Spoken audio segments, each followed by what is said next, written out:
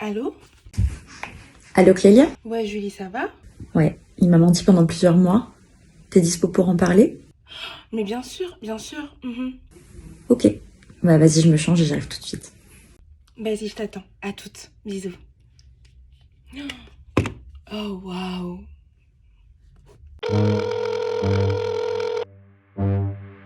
Clélia, j'écoute.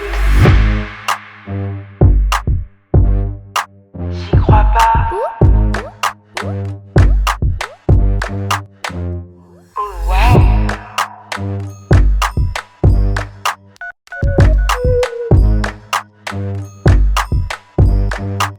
Clélia, j'écoute. Salut Julie, Salut Clélia, tu vas bien? ça va et toi? Ouais.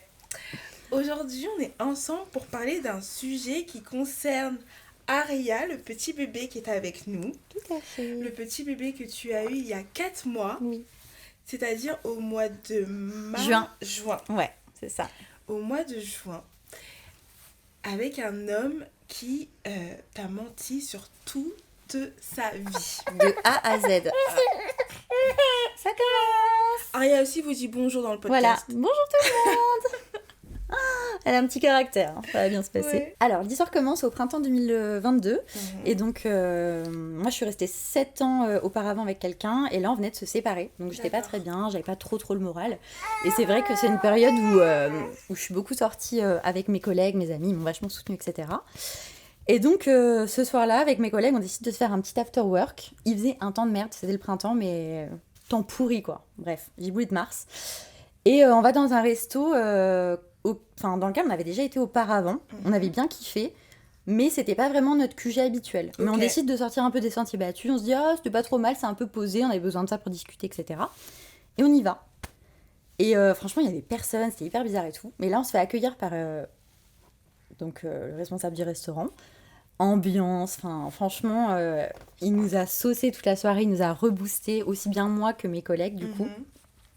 Énorme coup de cœur feeling.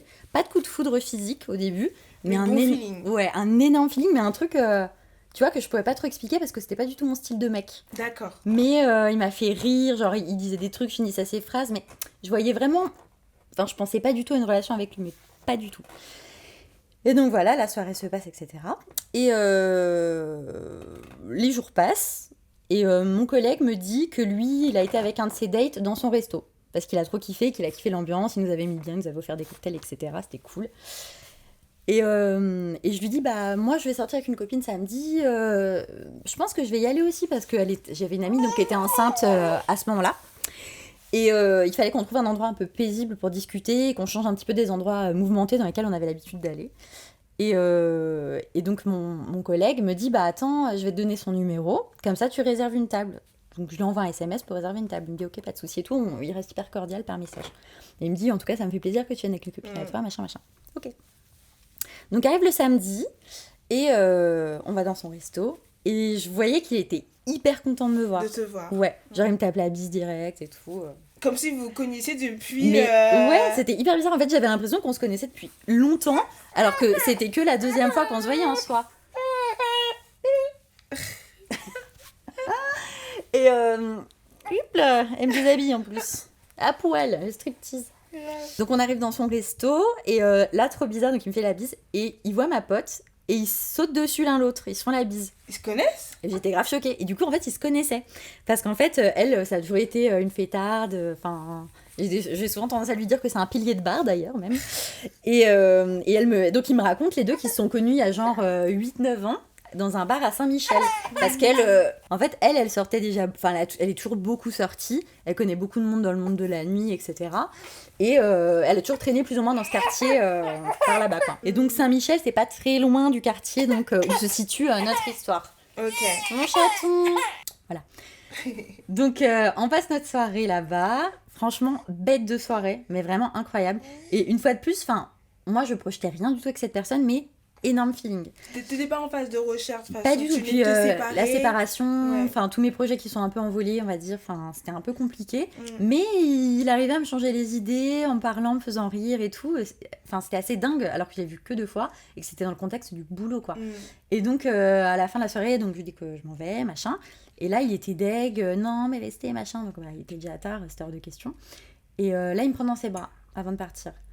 Et il me dit, de toute façon, maintenant, t'as mon numéro et tout, machin. Voilà. Donc lui, t'as senti qu'il était un petit peu intéressé. Au début, je m'étais dit, on a le même feeling, donc c'est un truc vraiment qu'on pourrait être potes, quoi, tu vois, c'est possible. Et finalement, non, pas du tout. Je pense que l'un comme l'autre, l'un comme l'autre, je sais pas ce qu'il a ressenti, mais en tout cas, moi, j'avais dû enfouir certainement une partie de moi qui se disait, allez, pourquoi pas, parce que j'étais pas prête, quoi. Et puis, il commence à m'envoyer des messages dans la soirée. Ah, donc il en a bien profité. Mais direct. Genre, je suis partie du resto. Et après, en fait, on a été boire un verre dans un autre bar avec mes copines. Vu que j'étais avec mon pilier de bar et qu'elle ne pouvait pas s'arrêter. Voilà. Et on va dans ce bar et tout. Et je reçois direct un message. Et j'étais choquée. Genre, ouais, je suis trop contente que vous soyez venus ce soir. Mais ça restait amical, tu vois. Et en fait, on a parlé toute la soirée. Et on a commencé à faire connaissance. Mais c'était tellement fluide que... une fois de plus, c'est comme si on se connaissait depuis toujours, quoi. Donc voilà, après on s'est je sais même plus dans quel contexte on s'est revus. Si, en fait, après, lui, en fait, c'est quelqu'un qui travaillait énormément, il bossait quasiment 7 jours sur 7, donc il me disait tout le temps de passer à son resto. Donc t'allais le voir de temps en temps à j'allais son le resto. voir. En fait, au début, je venais avec des amis, en dîner, boire un verre et tout, et puis ensuite, je suis venue toute seule. Après le travail, juste pour faire un coucou.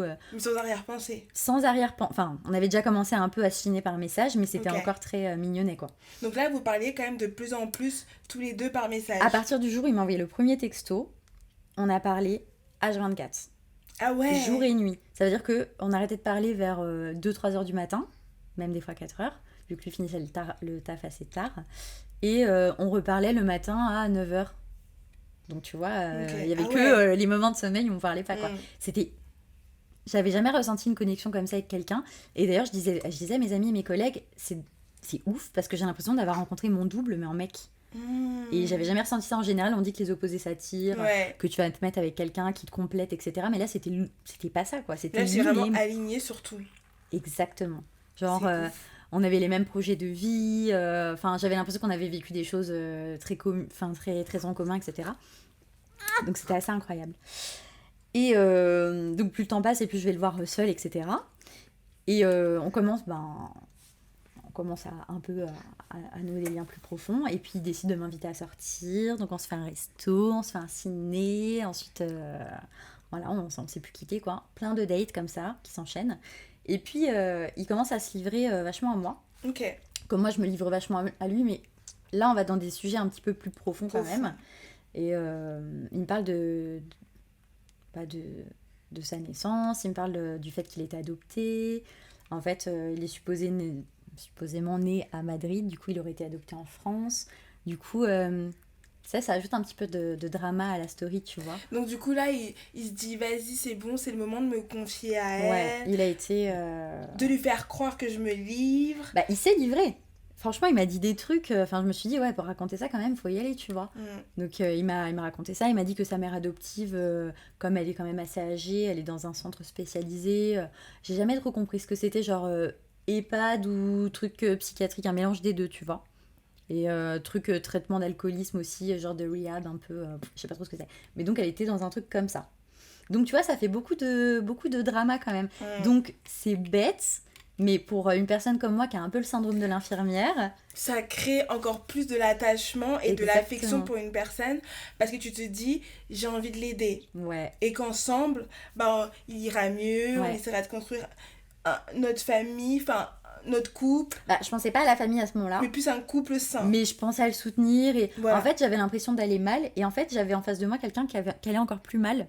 Et puis, pareil, tu vois, moi, je sors d'une relation de 7 ans. Lui, il sort d'une relation de 8 ans à ce moment-là. Donc, trop de points communs.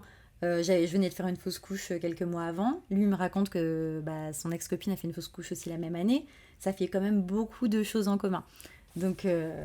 Mais tu penses qu'avec du recul, c'était vrai, tout ce qu'il te racontait? Maintenant, je sais que c'était pas vrai, tu vois. Mais on va pas spoiler. Je vais te raconter. On va pas spoiler, on continue. Mais ouais, sur l'instant T, tu vois, tu te dis que les choses sont trop évidentes et que ouais, j'ai trouvé mon âme sœur et tout, machin, c'est génial. Donc toi, tu te dis, ça y est, je me projette avec lui. Ouais. j'ai envie d'avancer, enfin, en tout cas, de créer une relation avec lui. Bah, en fait, au début, je pensais pas forcément à me projeter, parce que tu sais, avec mon ex, donc on s'est séparés parce qu'on n'arrivait pas à avoir un enfant, etc. Et aussi, en fait, on devait se marier. Normalement, on devait se marier en septembre 2023. Donc, on était déjà en train d'organiser notre mariage. Et en fait, il s'investissait pas, on n'était pas sur la même longueur d'onde. En fait, on avait des vrais projets de vie. Tu vois, le bébé, le mariage et tout. Et comme ça n'a pas abouti, j'arrivais pas vraiment à me projeter dans une relation sur le long terme avec quelqu'un de nouveau, quoi. Je pouvais pas le remplacer comme ça. Comme ça. Tu peux pas oublier 7 ans de relation Non, comme ça. Impossible. Donc, je vivais le moment présent, mais je kiffais ma vie, quoi. Franchement, il me traitait comme si j'étais la chose la plus belle du monde, comme si j'étais exceptionnelle. Et puis, il me le disait. Il me disait que j'étais exceptionnelle, que j'étais magnifique, que j'étais parfaite, que j'avais un corps incroyable, qu'il adorait mon état d'esprit, que j'étais intelligente. Bref, j'avais toutes les qualités du monde. Et tu sais, quand quelqu'un te dit ça, bah, tu finis par y croire, même si t'as pas forcément confiance en toi de base. Bah, Rien, on a avalé de travers.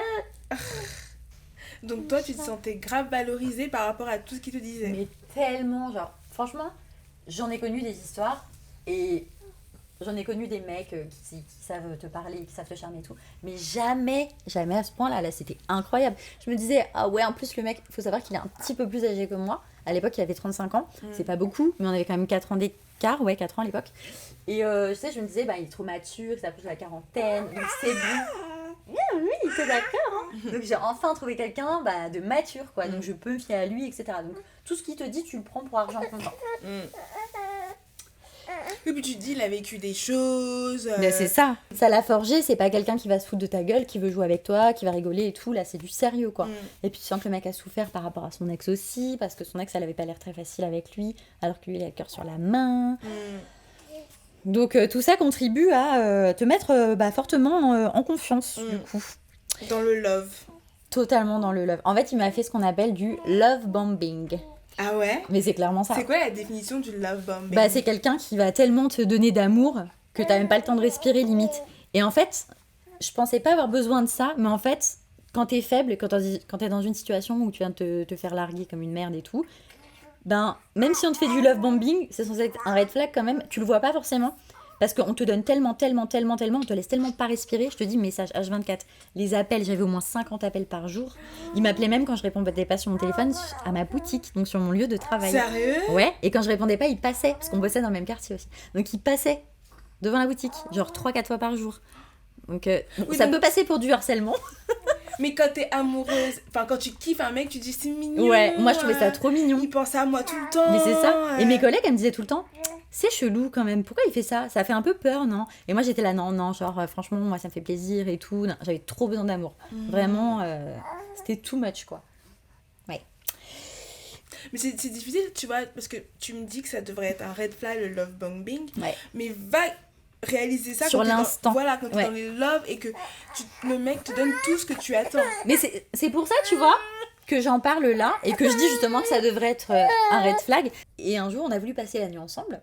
Et moi, je lui ai expliqué dès le début que je vivais encore avec mon ex parce que financièrement, c'était plus confortable, on s'entendait bien. Donc, j'avais pas forcément vu l'utilité de trouver un appart avant et voilà, ça se passait bien, quoi.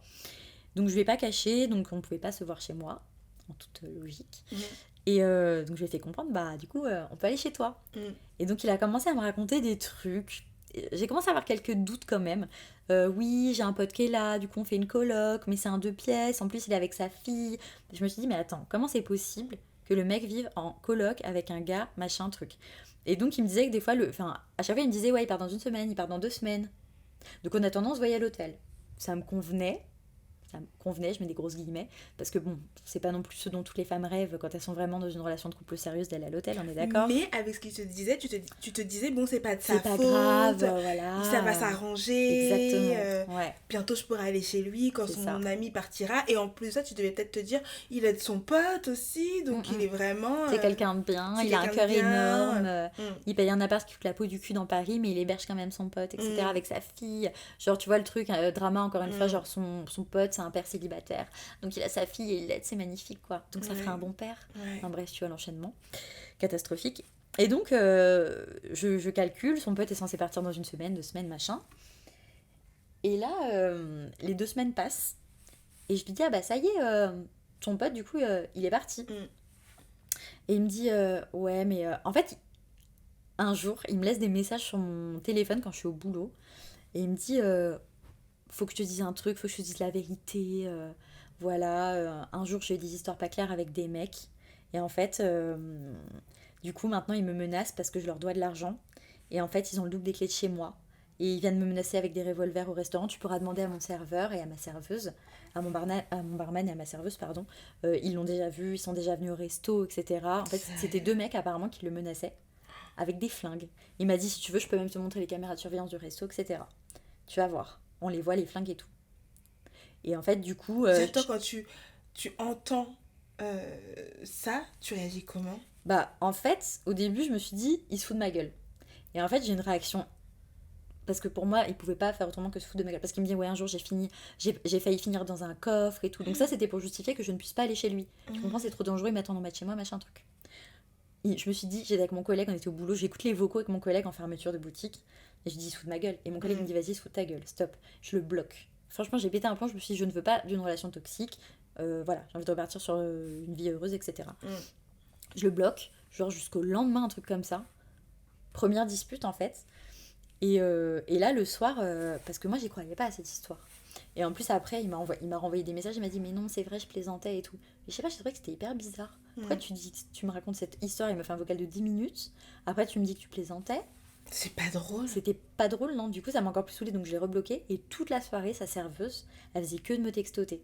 Sérieux? Ouais, vas-y Julie, t'es chiante, s'il te plaît, il est trop relou, réponds-lui, je t'en supplie et tout, parce que là, il me fait la misère.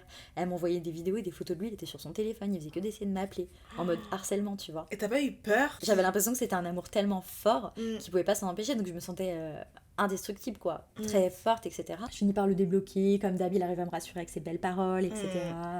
Et puis on repart comme si de rien n'était. Je garde cette histoire quand même dans la tête, parce qu'en fait, il m'a dit qu'il y avait cette histoire. Après, il m'a dit que finalement, il n'y avait plus. Après, je savais pas sur quel pied danser. Donc, un dimanche, on avait rendez-vous. On était supposé avoir rendez-vous normalement. Et moi, toute la journée, j'étais un peu à attendre à quelle heure on se retrouve, qu'est-ce qu'on va faire. Je commençais à être dans l'angoisse. Et puis, toute la journée, il était là. Oui, je fais un barbecue. En fait, je vois des potes. En fait, c'était bizarre.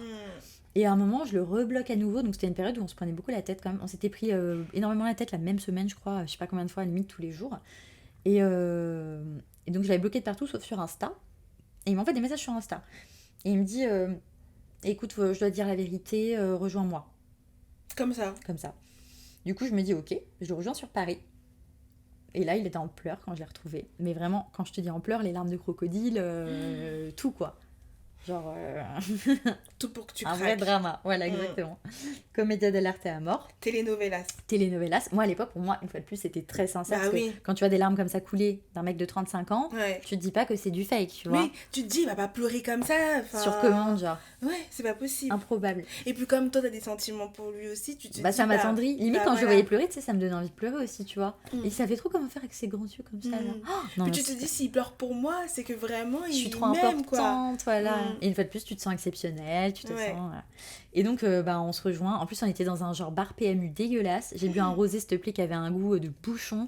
Enfin bon, s'il te plaît, paye l'endroit où il m'a ramené, alors qu'avant, il m'amenait toujours dans des endroits cool. Et là, il m'emmène dans cet endroit pourri. Je me dis, bon, bah, allez, c'est parti, c'est pas grave. Et on parle.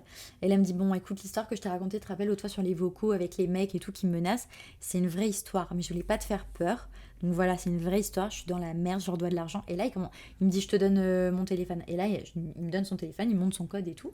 Et il me dit, regarde, ça c'est un virement que je leur ai fait, regarde les messages qu'il m'envoie. Et il m'envoie vraiment des conversations avec les mecs.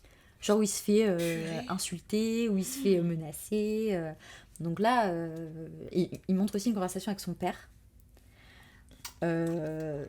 Donc son père biologique, parce qu'en fait ce qu'il faut savoir c'est que alors pour faire un petit aparté sur son histoire, donc il est né à Madrid, il a été adopté en France, mais quand il avait genre même pas un an, ses parents adoptifs français se sont séparés parce que son père frappait sa mère. Et après, c'est suite à ça que sa mère est devenue alcoolique. D'accord. Et ensuite, il a retrouvé le contact avec ses parents biologiques quand il avait à peu près 15 ans, parce que ses parents écrivaient des courriers, ils avaient gardé contact avec la nana qui l'a adopté. Et donc, ils ont pu renouer grâce à ça, voilà. Il y a beaucoup de dons de bizarres, franchement. En fait, l'histoire, en vrai, tu vois, c'est bizarre, parce que l'histoire, elle a jamais été claire. Mais tu sais, il y avait tellement de messages, de photos, de trucs, tu voilà, peux que y croire, mais en bien fait. évidemment, t'es obligé d'y croire. Surtout que quand tu connais pas la personne, tu peux pas remettre sa parole en doute. C'est ça. Tu vois, enfin, c'est compliqué. Mm. Hey. Et du coup, donc il me raconte ça, il me dit que c'est vrai, machin. Et il me montre aussi une conversation qu'il a eue avec son père biologique par SMS, tu vois. Ok. Donc il y a le prénom de son père, il y a la conversation en espagnol. Ah. Parce que eux, ils vivent toujours à Madrid et tout. Donc ok, bon, j'y crois. Je suis encore un peu mitigée, mais bon, il y a beaucoup de preuves quand même. Il montre les virements, etc. Il y a beaucoup de virements. Je me dis, ok, pas de souci. Donc j'essaye quand même de pas trop penser aux choses sur lesquelles j'ai des doutes, même si j'aurais dû. Et puis on avance parce que ça se passe bien, parce que voilà, c'est l'amour, etc. C'est le début de la relation. C'est le début, donc c'est toujours tout beau, tout rose. Grave. Et arrive le mois de juin. Et au mois de juin, je me rends compte que je suis enceinte. Ok. Donc c'était pas prévu, vraiment pas prévu. Et donc je lui annonce, etc. Il est un peu flippé, mais il est content. C'est vrai qu'on se connaît depuis à peine quelques mois. C'est très récent dans la relation. Mais voilà, il y a une telle alchimie, comme il me le dit, entre nous. Il se passe un truc, il est sûr de lui, il imagine notre avenir, etc. Enfin, faut voir les messages qu'il m'envoie. Quand même, il me faisait des pavés. Des pavés, le mec, laisse tomber. Donc, full love. Et malheureusement, quelques semaines après, donc je commence à perdre du sang et tout. Et je me rends à l'hôpital et en fait, on m'annonce que c'est une grossesse extra-utérine. Ça veut dire que... Ça veut dire qu'en fait, le bébé, l'œuf ne s'est pas implanté au bon endroit. Et il s'est implanté dans la paroi utérine. Ok. Donc sur le trajet, en gros. Mais il s'est développé. Donc ça peut être très dangereux parce qu'en fait, ça peut te boucher une trompe, ça peut créer des hémorragies internes, c'est très dangereux du coup pour la maman. Donc dès que tu constates une grossesse extra-utérine, il faut tout de suite l'enlever. D'accord. Donc là, ils m'ont dit... Au début, ils n'arrivaient pas à la voir parce qu'en fait, j'avais aussi un kyste de 8 cm par-dessus. Non, mais la totale. Hein. Donc ils ne comprenaient pas parce que mes tests de grossesse étaient positifs, mais on ne voyait pas l'œuf, quoi. Et puis après, une fois qu'ils ont compris avec le kyste, machin, ils ont regardé derrière et ils l'ont trouvé. Mais bon. Donc voilà, grossesse extra-utérine. Donc moi, anéantie parce que... j'ai déjà vécu des fausses couches et maintenant j'ai la grossesse extra-utérine, donc la totale. Et surtout, toi, ton souhait, c'est d'avoir un bébé depuis Moi, mon rêve le longtemps. plus fou, voilà, c'est d'avoir un enfant. Et là, même si c'était pas forcément prévu, que c'était avec quelqu'un que je fréquentais depuis peu, je l'aurais quand même gardé. Quoi. Tu te sentais prête? Je me sentais prête, je me sentais assez adulte. Voilà. Et puis je pensais quand même qu'on pouvait avoir un avenir. Et donc je le perds, on fait en sorte du coup de me le retirer, etc. Et lui, il réagit comment déjà quand il apprend ça?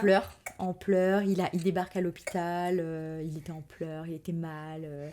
Et en fait, j'ai l'impression que ce moment nous a encore plus rapprochés. On était soudés, il était vraiment là pour moi, il me réconfortait, il savait à quel point c'était important pour moi, à quel point j'étais triste. Et il me montrait aussi qu'il était triste. Que ça le touchait Et également, que ça le touchait énormément. qu'il voulait cet enfant. C'est ça. Parce qu'il me dit, ouais, malgré les doutes que j'avais, je le voulais, ce petit alien. Il disait petit alien, il l'appelait comme ça. Je voulais ce petit alien, je l'aimais déjà, machin, un truc. Donc, on se soutient là-dedans. En fait, c'est une épreuve qui nous a, selon moi, à l'époque, quand même vachement renforcés.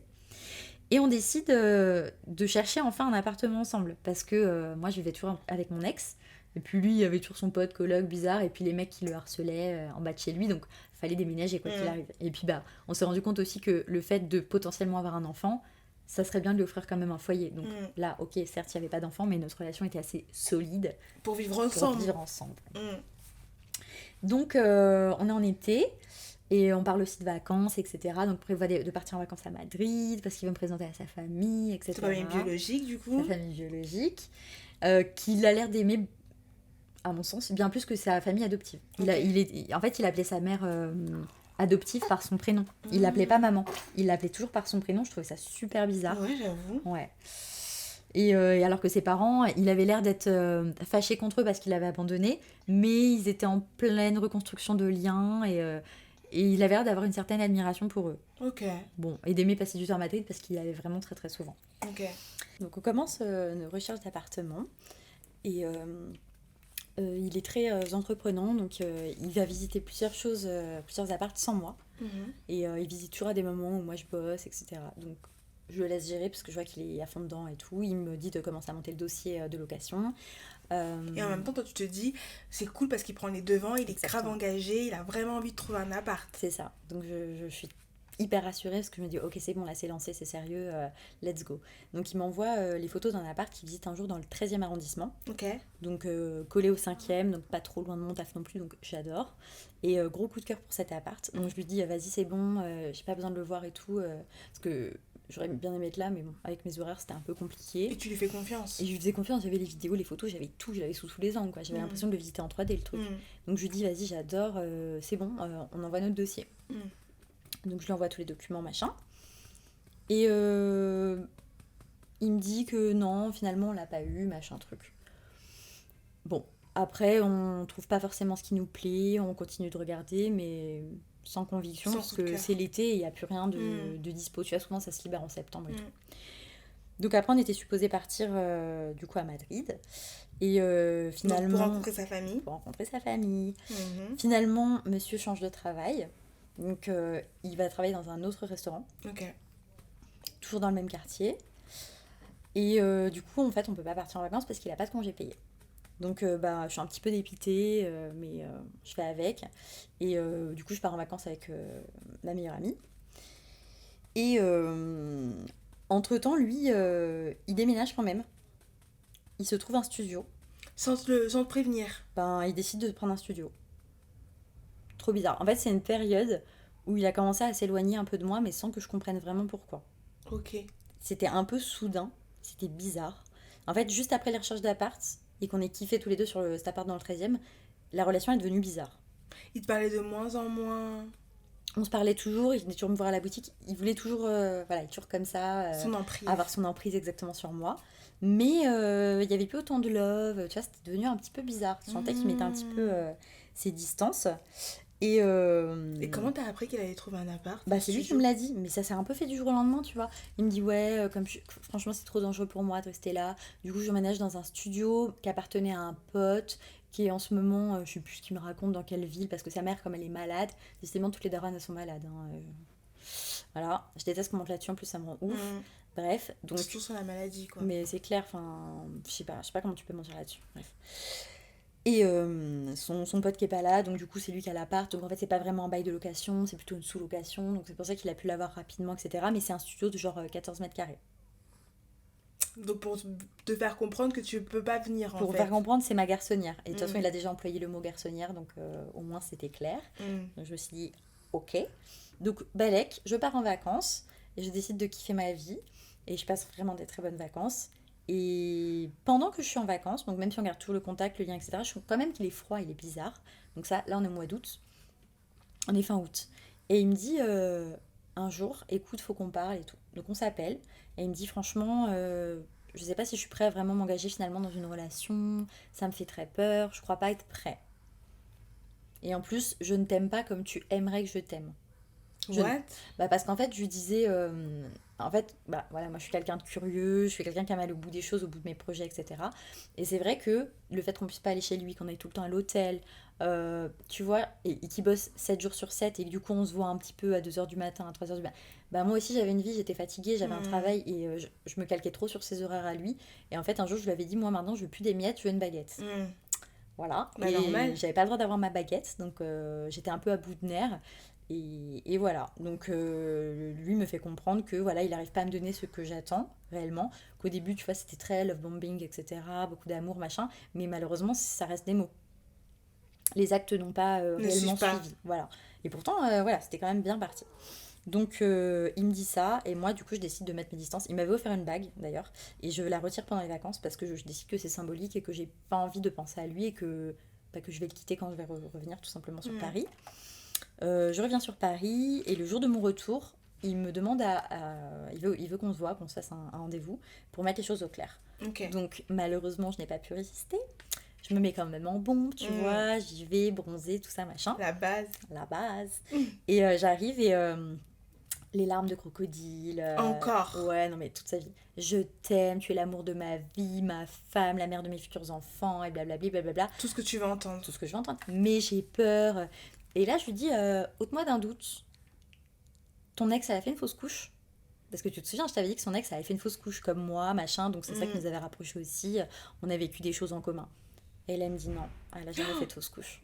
Donc il se souvenait pas t'avoir dit oui quelques mois plus tôt. Bah du coup, je lui ai rappelé quand même mais il fallait se rendre à l'évidence. Là, il a capté que j'étais pas débile, que je savais en fait. Et toi, comment ça t'est venu de poser cette Je question-là? sais plus, mais en fait, j'ai commencé à comprendre qu'il y avait des zones d'ombre qui me mentaient. Et je me suis dit, le plus simple, c'est de le confronter comme si j'étais Ouais. sûre de moi. Tu sais, un peu prêcher le faux pour savoir le vrai. Mm. Et en fait, j'ai remarqué un truc avec ce mec-là. À chaque fois que j'ai voulu savoir un truc, je prêchais toujours le faux pour savoir le vrai. Et t'avais le vrai. J'avais toujours le vrai.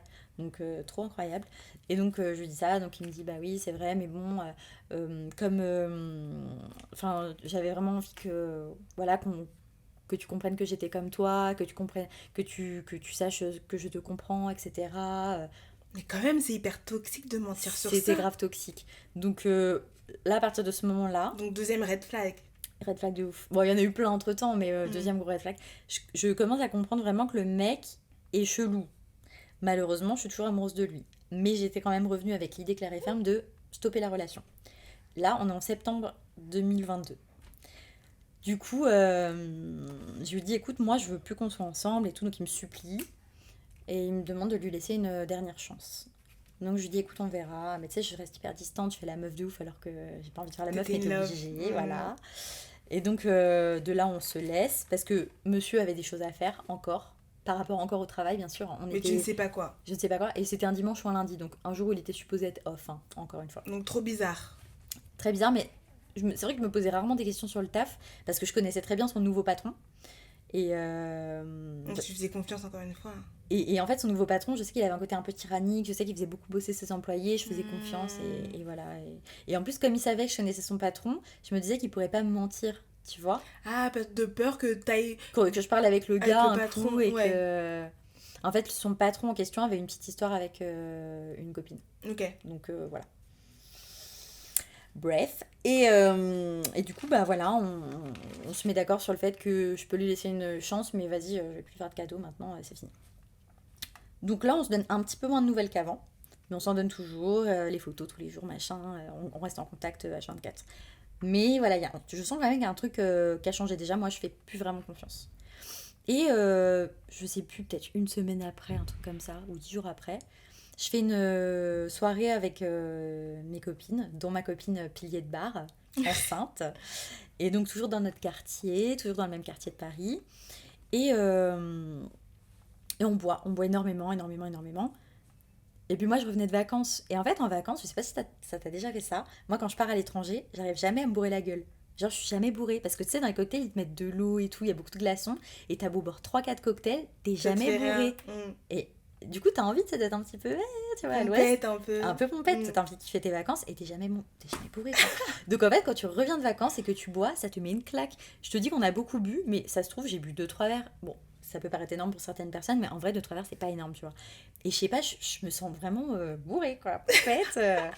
Et donc la soirée, les filles, je crois qu'elles sont restées. Moi, j'ai décidé de rentrer, je sais plus trop pour quelle raison, parce que certainement, je devais sentir que j'étais déjà partie, quoi. Mm. Et là, je pars, et donc sur le chemin du retour pour aller choper mon RER, faut savoir qu'il y avait son restaurant à lui. Ok, donc tu passes devant. Je passe devant, mais je peux pas le voir. Et comme par hasard, il m'appelle à ce moment-là. Et il me dit t'es où et tout. Donc je lui dis bah je suis dans le quartier et tout. Je rentre. Et il me dit oh non, s'il te plaît, passe me voir. Et depuis notre date Dispute, là, dispute, mise au point, Ouais. je crois qu'on s'était revu vite fait, mais pas. Voilà, on n'avait pas vraiment fait de date. Il s'était rien passé entre nous. Enfin, Mm. on avait vraiment clairement mis nos distances. Donc on se revoit au resto. Donc j'arrive pompette. Je le trouve sur le trottoir. Il est au téléphone avec moi, donc je le trouve là. Et puis il me prend dans ses bras et tout, trop content de me voir. Et tu sais, avec l'alcool, ça décuple encore. Bah ouais. Donc moi, Ça j'étais désinhibe. contente. Ça désinhibe. Exactement. Grave. Et du coup, j'étais contente de le voir. Donc je me suis dit, vas-y, tant pis pour ce qu'on a dit. Vas-y, on va profiter de la soirée et tout. Ouais, puis quand t'es un peu pompette, tu vois, genre, t'es là, tout ce que j'ai dit que je voulais plus, bah je m'en fous, c'est pas grave. Exactement. Je kiffe le moment, quoi. Et en plus, j'étais jamais venue dans son nouveau resto depuis qu'il y bossait. J'y allais D'accord. avant, j'étais cliente, Mm. mais j'étais pas venue depuis qu'il y bossait. Et donc là, il me dit, bah vas-y, je vais te présenter mes collègues. Donc encore une fois, il me présente toute son équipe, donc il me met en confiance. Ouais. C'est ma femme, tu vois, genre c'est officiel, c'est ma Ah ouais. femme, nanana. Devant tout le monde, il dit t'es ma femme. Bah ouais, donc ça rassure quand on me dit Bah ça. bien sûr. T'es là, ok, je suis en confiance, c'est des gens avec qui ils bossent 90% du temps. Donc, Ouais. bon, il n'y a pas trop de Et problème. donc, s'il dit que c'est ma femme et qu'il me présente, il y a pas normalement, il n'y a pas d'autres meufs à côté, quoi. Exactement. Et je rencontre son barman qui me fait goûter plein de cocktails. Donc tu comprends que j'étais déjà pompette, je le suis encore plus. Mm. Il me fait des tournées de shots, machin. Alors lui, c'était le spécialiste des tournées de shots, hein, laisse tomber. Bref. Et du coup, Bon, après, on a passé un petit moment ensemble en privé Et voilà. on s'est rabiboché, on va dire, voilà. Et donc après, je rentre chez moi, machin, truc. Et quelques temps après, donc on continue à garder quand même une relation où on a un peu de distance, mais on sent qu'on est en train de recréer quelque chose.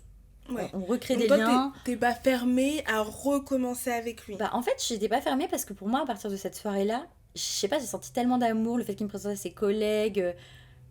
Il a recommencé, Ça t'a tu vois. remis dans Ouais, les... ça m'a replongé. Ça t'a fait replonger dans le bain. plat. Exactement. Dans le bain, dans le plat. C'est quoi le truc? Ouais, dans le bain. Dans le bain, je crois. Ouais. Dans le bain, mais je suis vraiment tombée à plat pour le coup. Ouais. Et donc, on reprend un peu cette relation, machin. Et donc, on est toujours au mois de septembre. Hein. Je reprends le boulot. Je vais à l'anniversaire de ma meilleure amie. Et ce soir-là, je me rends compte que je tiens pas du tout l'alcool. Donc, je suis pas censée avoir mes règles tout de suite, mais je décide quand même de faire un test dans le doute. Je devais les avoir Parce que peut-être 2 jours après. Tu sens que dans ton corps, il y a quelque chose Il qui y a se un passe. truc qui était pas normal. Ouais, il y a un truc qui était hyper bizarre. C'était chelou. Et du coup, je fais un test. Et là, il est positif. Je me dis, ok, c'est la 2e fois que je tombe enceinte de cette personne. Il est très fertile, c'est incroyable.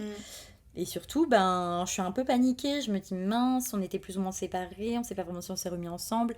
On ne vit toujours pas ensemble. Le mec vit dans un studio Tu tout n'es seul. jamais allée chez lui. Je suis toujours pas allée dans sa putain de garçonnière. Ni dans son appart qu'il avait avant. En fait... Jamais, quoi. Jamais. Donc on continue de se voir. Là, on s'était pas revus. Hein. Il s'était rien passé entre nous vraiment depuis ce fameux soir quand il m'avait dit de venir Donc au resto. Au resto. Ouais. Donc tu le voyais plus trop là. Mais en fait, on se voyait tous les jours. Si tu veux, il passait me voir à la boutique. Mais c'est tout. Ouais, voilà. On n'avait pas de date, on n'avait pas de moment privilégié, il n'y avait rien. Pas de moment de couple, entre guillemets. Pas de moment de couple. Donc, franchement, j'avoue que j'ai traîné à lui dire que j'étais enceinte. J'ai mis peut-être 2-3 semaines. Parce que, comme on n'était pas vraiment en couple et que je sentais qu'il m'avait fait part aussi de sa peur, sa crainte de vraiment s'engager dans une relation, c'était pas le bon timing. Et je sentais clairement qu'il allait me dire d'avorter, chose que je ne voulais surtout pas faire. Et surtout, il m'avait aussi dit que son patron était très fier de lui, qu'il gérait très bien le resto, qu'il avait repris que depuis 2-3 mois, et qu'il voulait, en fait, qu'il projetait là d'ouvrir un restaurant à Tignes pour les sports d'hiver, là, pour la période vraiment... Donc toi, tu t'es dit, c'est pas le moment, il va pas vouloir, comme la première fois, vu qu'il projette de partir. Il voulait lui donner voilà, la responsabilité d'un resto, donc pour lui, il restait pas, c'était hors de question. Et c'était sûr, et il y avait même pas à débattre, quoi, parce que j'avais essayé d'en parler avec lui, c'était mort. Donc de toute façon, pour moi, dans l'idée, je ne crois pas aux relations à distance, donc je m'étais dit, ok, il va falloir arrêter, et tant mieux quelque part, parce que moi, ça m'intéressait plus, lui, il était moins engagé, tant mieux. Sauf que là, il y a ce bébé qui vient tout relancer. Donc... je finis par lui annoncer au bout de 2-3 semaines. Il m'en a beaucoup voulu d'avoir attendu aussi longtemps. Alors, avec le recul, je pense qu'il m'en a beaucoup voulu parce que au bout d'un moment, tu peux plus avorter. C'est ça. Donc, plus c'est tu combien de attends, temps je sais plus, mais je crois quand même que c'est 2 mois et demi, 3 mois, un truc comme ça. Ouais. Mais après, c'est pas avortement médicamenteux, c'est aspiration. Donc, ouais, c'est un peu hardcore. Plus compliqué. C'est ça. Et médicamenteux, c'est vraiment au tout début, normalement. Enfin, au tout début, jusqu'à quand même 2 mois, je crois. Et du coup, donc finalement... là, lui, il réagit comment? Il réagit hyper mal. Quand je lui ai dit, déjà, il a mal réagi, mais parce que, soi-disant, j'avais tardé à lui dire. En réalité, il avait hyper peur. Il était complètement flippé, pas du tout prêt. Et je lui dis, bah, c'est marrant parce que quand on a perdu le petit alien, t'étais dans tous tes états. Bah oui, grave. Tu vois. Donc, tu devrais être heureux. C'est pas ce que tu voulais. Parce qu'il arrêtait pas de me dire, donc après ma grossesse extra-utérine, d'ailleurs, il faut savoir aussi que j'avais eu des injections de produits donc pour dissoudre le bébé, etc. Que je ne devais surtout pas retomber enceinte avant septembre. Parce que ça pouvait être très dangereux pour moi, ça pouvait causer une grossesse extra-utérine, des complications, etc. Et là, comme par hasard, je tombe enceinte en septembre. Genre la deadline, quoi. Et lui, durant 3 mois, il faisait que de me dire, donc avant de m'avoir dit qu'il était paniqué par l'engagement et tout, oui, mais du coup, on va s'y remettre, t'inquiète pas, on va refaire un petit alien, nanani, dès que t'es prête. Après septembre. Après septembre, etc. Okay. Donc normalement, il devrait être heureux que tu tombes enceinte. Sauf que c'est pas le cas. Normalement, c'est pas le cas. Bah, bizarrement, quand ça arrive, c'est pas le cas, tu vois. Donc, je comprends pas trop. Mais bon, il décide quand même d'être présent pour moi. Il sait toujours pas s'il veut qu'on vive ensemble parce qu'il a peur, tu comprends. C'est très compliqué de vivre avec moi. Je suis une personne très difficile à vivre. Ah bon, il a dit ça?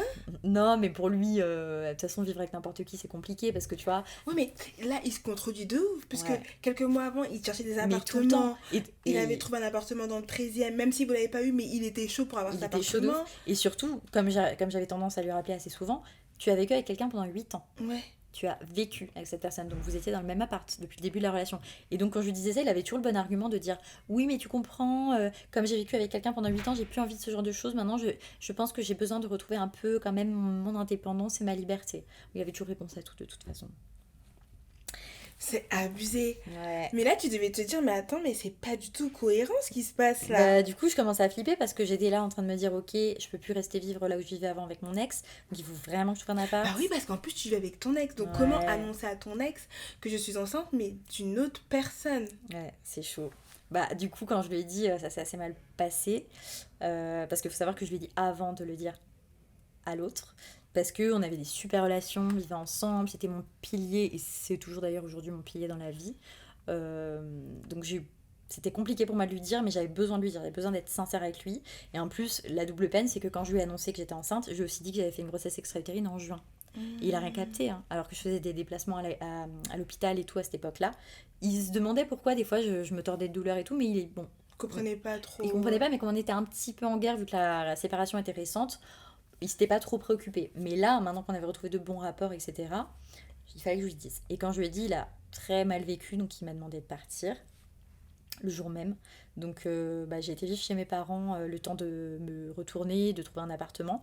Ce que j'ai trouvé assez frappant à ce moment-là, c'est que mon mec, du coup, ne m'a pas proposé de venir vivre avec lui, même Bah si ouais. c'était un studio. Bah ouais. Et ça, c'est resté une grosse interrogation pendant un moment. Donc tu vois, ça a amplifié encore mes doutes là. Ça ne faisait que augmenter. Parce que même si, tu vois, il était pas prêt à vivre avec toi, mais il aurait pu te dire, bon bah viens chez moi quelques temps, le Pour temps dépanner. voilà, pour dépanner, pour voir comment Exactement. on se retourne ensemble, tu vois, mais viens quelques temps quoi. Là, rien du tout. Et surtout qu'il m'a bien laissé galérer parce que du coup, mes parents qui vivaient pas du tout en région parisienne, je devais faire les allers-retours 2h30 le matin, 2h30 le soir. J'étais enceinte, j'étais fatiguée, j'étais KO. Je m'endormais dans les transports, j'avais la gerbe. Enfin, je te laisse imaginer, j'ai eu tous les trucs négatifs du début de grossesse, donc l'enfer. Et puis surtout, je me sentais pas soutenue par son prétendu géniteur, quoi. Donc, très compliqué cette période. J'ai quand même décidé de rester forte et de chercher un appartement le plus vite possible. Donc en 2 semaines, j'ai trouvé. En 2 semaines, je l'ai trouvé et j'ai emménagé. Ok. Donc en vrai, ça va. J'ai fait Ça les allers-retours pendant 2 semaines, mais c'était long, tu vois. C'était super long. Et malgré ça, tu continues à parler avec lui, même si... On se voyait tous les matins, parce que moi, du coup, c'est mon père qui me déposait en région parisienne. Donc en fait, j'arrivais toujours beaucoup trop tôt en région parisienne. Du coup, plutôt que d'aller au taf et de faire des heures sup non payées, j'allais me prendre des petits déj et il était tous les matins là avec les croissants, les pains au chocolat et tout. Hein. Et toi, On tu allait l'as au jamais café, confronté en mode, mais pourquoi je pourrais pas venir chez toi? Bah si, je lui ai dit, vas-y, maintenant, j'ai besoin de ton aide, etc. Non, mais tu comprends, mon pote, donc il va voir sa mère, je sais plus où, à Nantes, là, qui est malade. Il revient assez souvent, il est là très souvent, il vient plusieurs jours par semaine. Quoi? Il y avait toujours un truc. Genre, et j'étais là, mais du coup, dans un 14 mètres carrés, vous vivez à deux, vous dormez dans le même lit, enfin, Ouais. je comprends pas trop. Oui, bah on dépanne comme ça et tout. Il est déjà bien gentil de me dépanner son appart. Enfin bref, toujours réponse à tout. Donc, j'ai pas insisté. Il avait l'air quand même très amoureux. Voilà. Je sentais que son amour était en train de renaître donc avec ma grossesse. Et ça me faisait quand même plaisir, donc je me rattachais à ça.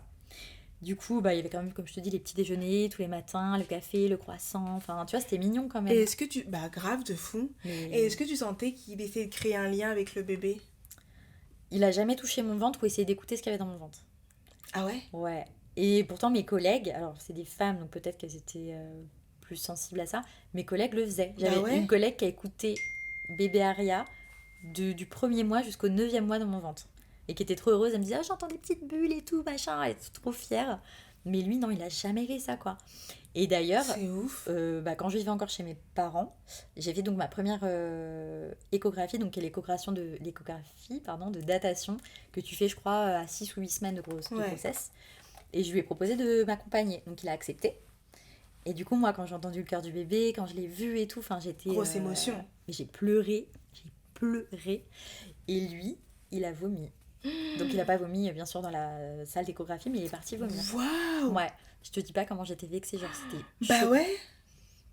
J'ai pas trop compris. Donc après, on a fait un petit déj et je lui ai demandé, je lui ai dit, j'ai pas trop compris ta réaction. Il m'a dit, mais c'est l'émotion, tu comprends. Et du coup, après, il était là, il me prenait dans ses bras, mais je suis trop heureux, je suis trop heureux. Mais je trouvais que c'était pas cohérent. Enfin, Bah oui. tu vomis pas quand t'es heureux, tu Mm. vomis quand t'es stressé ou quand t'es malade, à la limite. Ou quand t'es dans une situation qui te met pas Mal à bien, en l'aise, fait, ouais. c'est ça. Là, je pense qu'il était stressé, angoissé. Il s'est dit, merde, comment je vais faire avec ce gosse. Oh, tu sais, quand t'entends le cœur. Parce que je pense qu'il devait garder espoir. Il s'est dit quoi? Elle a fait que des fausses couches, une grossesse extra-utérine, c'est mort. Ça va pas tenir. Sauf que là, il entend le cœur. Et là, t'entends le cœur. Et là, il se dit, ah mince. Ouais, c'est ça, exactement. Donc, je pense que là, il a tout remis en question, il a tout reconsidéré, il a essayé de... Ouais, non, pour lui, ça devait être... Il s'est dit, là, qu'est-ce que je vais faire? Qu'est-ce que je vais en faire de ce gosse? Qu'est-ce que je vais faire de cette nana aussi par la même occasion? C'est chaud. Donc, je trouve un appart en 2 semaines, j'emménage tout de suite. Et il me dit qu'il va être présent pour l'emménagement. Encore une fois, il n'est pas là.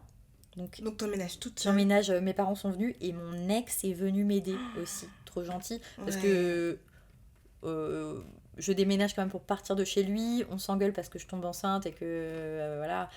Bah, lui, il a vécu comme un manque de respect. Je vis sous son toit, je suis enceinte d'un autre mec. C'est clair que si j'avais été à sa place, j'aurais hyper mal vécu aussi. C'est clair, ça se comprend.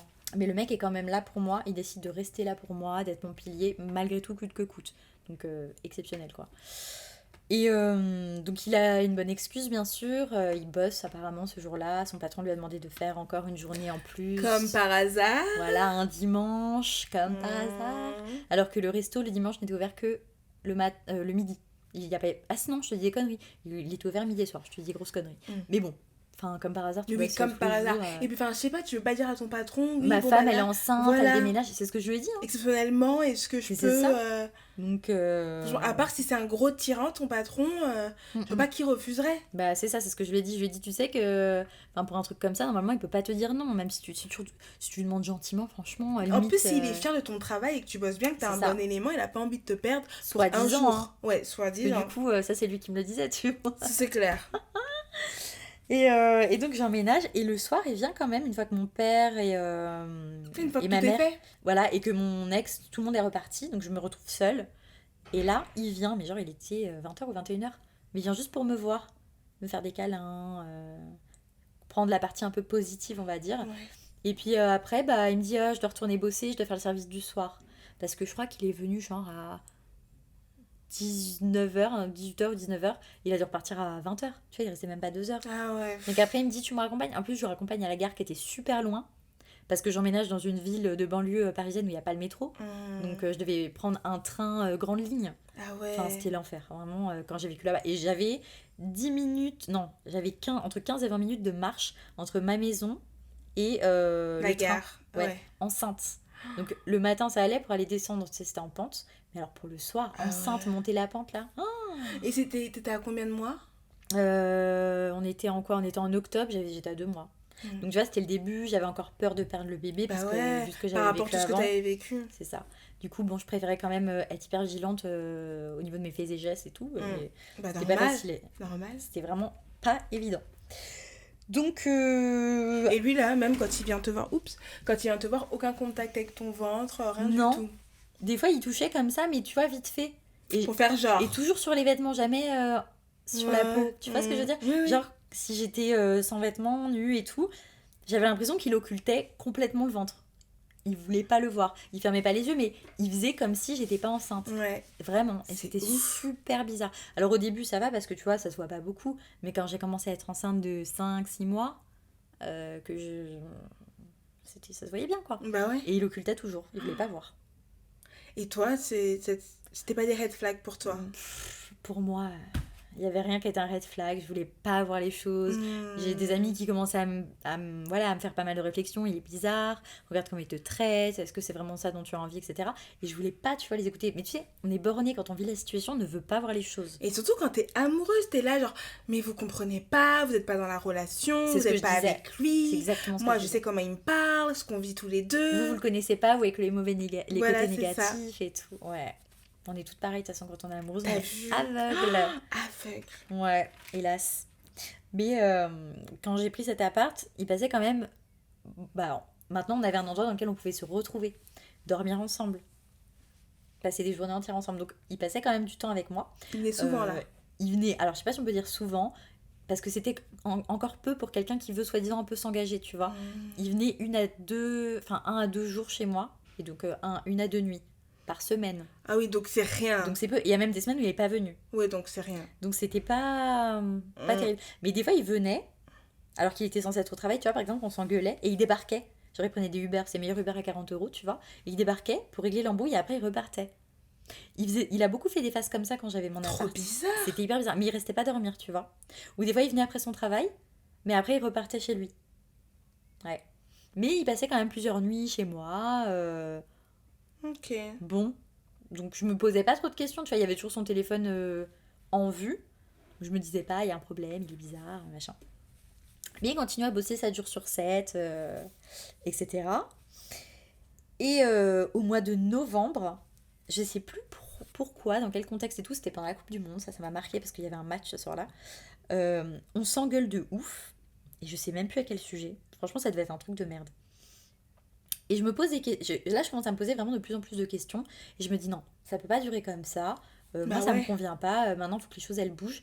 Et je me dis, la seule personne qui peut m'éclairer un peu sur sa personne, sa personnalité, c'est son ex à lui. Donc je me dis, je vais mener mon enquête et je vais retrouver son ex. Tu la retrouves sur les réseaux? J'avais pas beaucoup besoin de chercher parce que l'été, avec ma meilleure amie, on avait déjà fait une enquête et on l'avait trouvée. Mais on n'était pas trop sûrs. Mais bon, après, je me suis rendu compte que c'était elle. Donc on avait bien cherché parce que franchement, elle est pas très réseaux sociaux. Tous ses comptes étaient en privé. Enfin, c'était hyper compliqué de la trouver. Bon, après, on fait souvent ça à nous, les filles. filles. On est trop fortes. Pour retrouver quelqu'un, rien ne peut nous arrêter. Yeah. Et donc, je la contacte sur Instagram. Je lui dis, écoute, je suis désolée de te déranger, je sais que tu vas être la seule à m'aider, je suis désolée. Je me suis dit qu'entre filles, on pourrait s'aider, etc. Tu vois, j'ai joué sur la solidarité féminine. La sororité. La sororité, exactement, qu'on attend toutes les unes des autres, n'est-ce pas, exactement. Les filles? C'est très important. Et donc, je lui fais un beau message et tout pour l'attendrir, machin. Et elle me répond en m'envoyant chier, comme never. En me disant c'est bon, moi je suis passée à autre chose maintenant, j'ai un mec, donc laisse-moi kiffer ma vie s'il te plaît, débrouille-toi avec tes histoires, je veux plus jamais entendre parler de lui, il m'a fait trop mal, je sais pas quoi. Ah donc déjà, on aurait pu se dire... Ça met la puce à l'oreille Ça met la puce à l'oreille. De dire que si la meuf, elle réagit comme ça quelques années après, c'est que le mec... C'est qu'il y a un truc. C'est qu'il y a un truc. Lui, il me parlait pas trop de son ex, tu vois. J'étais toujours obligée de lui tirer les verres du nez. Et apparemment, ils étaient restés en bons termes et tout, donc... En vrai, je trouvais ça bizarre qu'elle me dise ça. Bah ouais. Et après, j'essaye d'insister du coup. Et en fait, son discours, il commence à devenir un peu incohérent. Genre, des fois, elle me vous voit et des fois, elle me tutoie. L'ex ? Ouais, sur Insta. Et à un moment donné...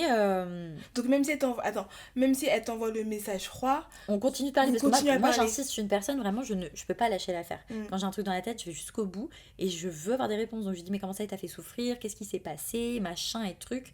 Je sais plus trop ce qu'elle me raconte. Elle me dit, en gros, c'est un gros con. Il m'a trop fait souffrir. Elle me dit, elle veut pas me donner vraiment de réelles infos, quoi. J'ai rien. J'ai rien de consistant. Et au bout d'un moment, elle arrête de me parler. Et d'un coup, elle revient me parler. Et elle me dit, mais qui êtes-vous? Quoi? Non mais là je me dis, je suis dans la 4e dimension. Et tu sais, je faisais des screenshots et j'envoyais à mes copines en même temps. Non mais trop incohérent. J'étais en train de péter un câble, j'avais l'impression d'être folle. J'étais toute seule chez moi, je tournais en rond avec mon chat là.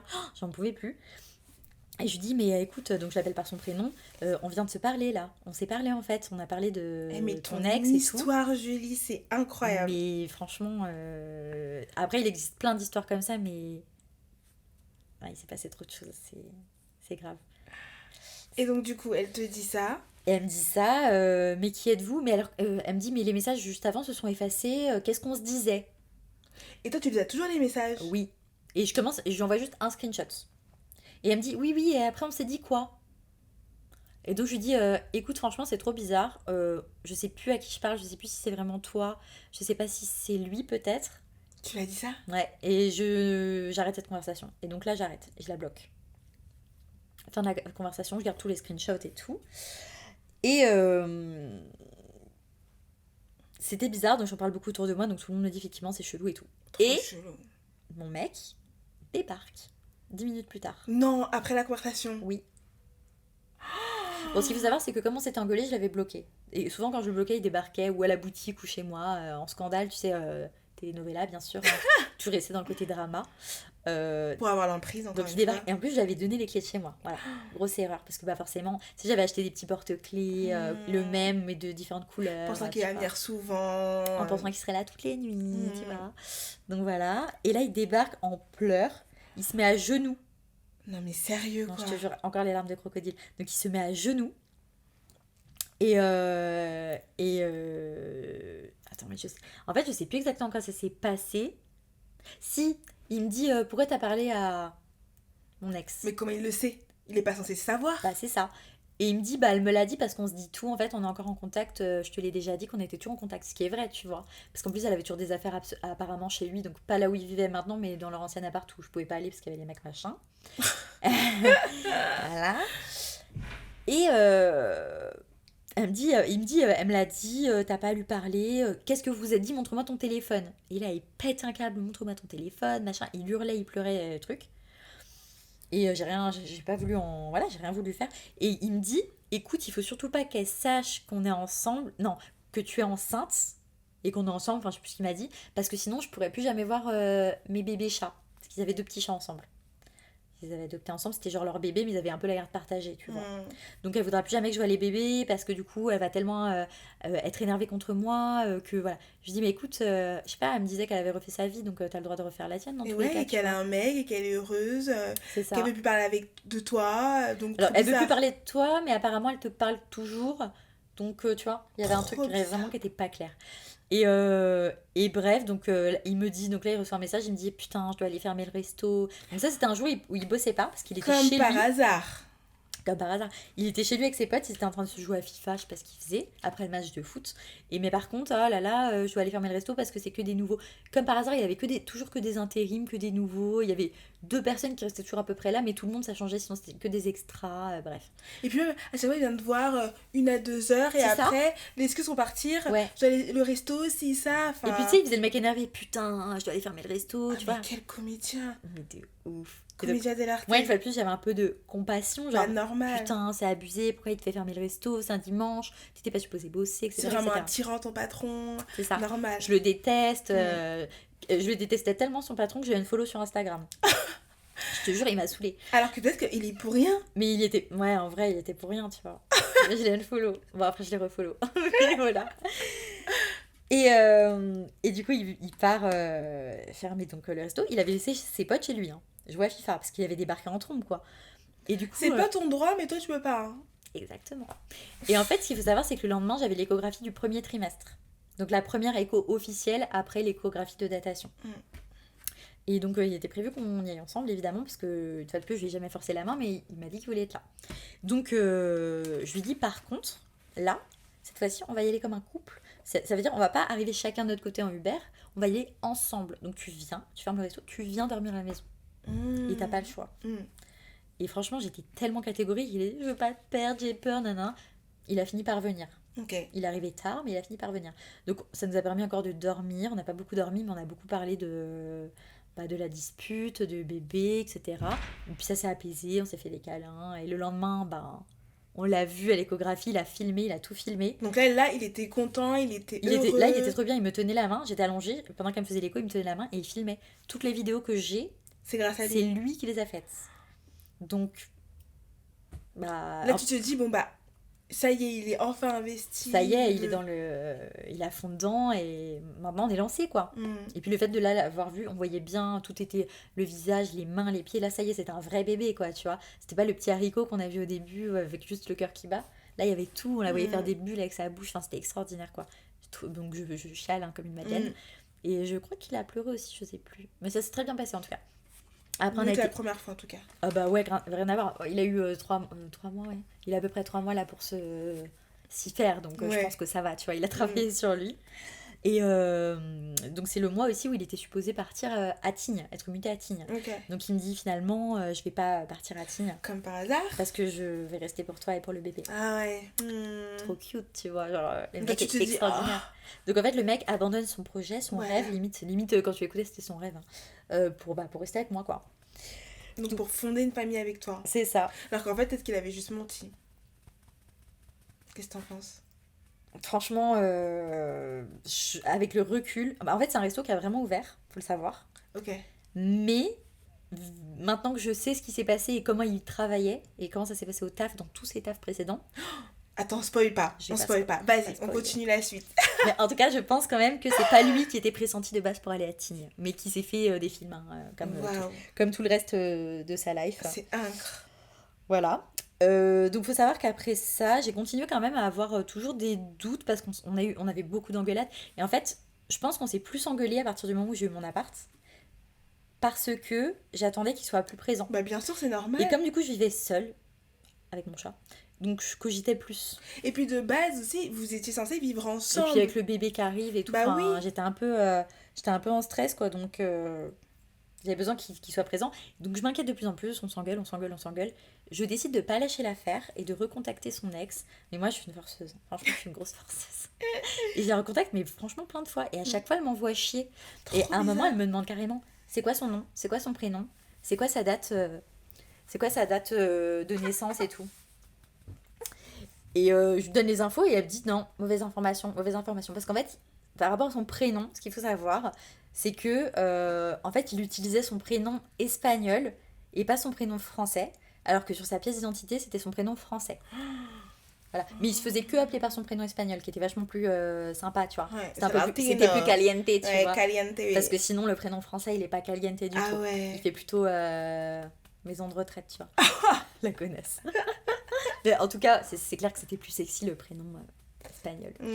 Donc voilà, et moi je lui donne le prénom espagnol et son vrai nom et sa date de naissance. Et elle me dit bah non, mauvaise information et tout machin. Mais c'est trop bizarre quand même qu'elle réagisse comme ça. En fait, elle réagissait comme une gamine, c'était hyper chelou. Mais ce qui était bizarre aussi, c'est qu'à chaque fois que je lui parlais, j'avais l'impression qu'elle avait 40 personnalités. Elle me parlait toujours d'une façon différente. Un coup elle me tutoyait, un coup elle me vouvoyait. Et c'était hyper chelou, quoi. Incroyable. Ouais, donc l'hiver passe, on arrive en janvier.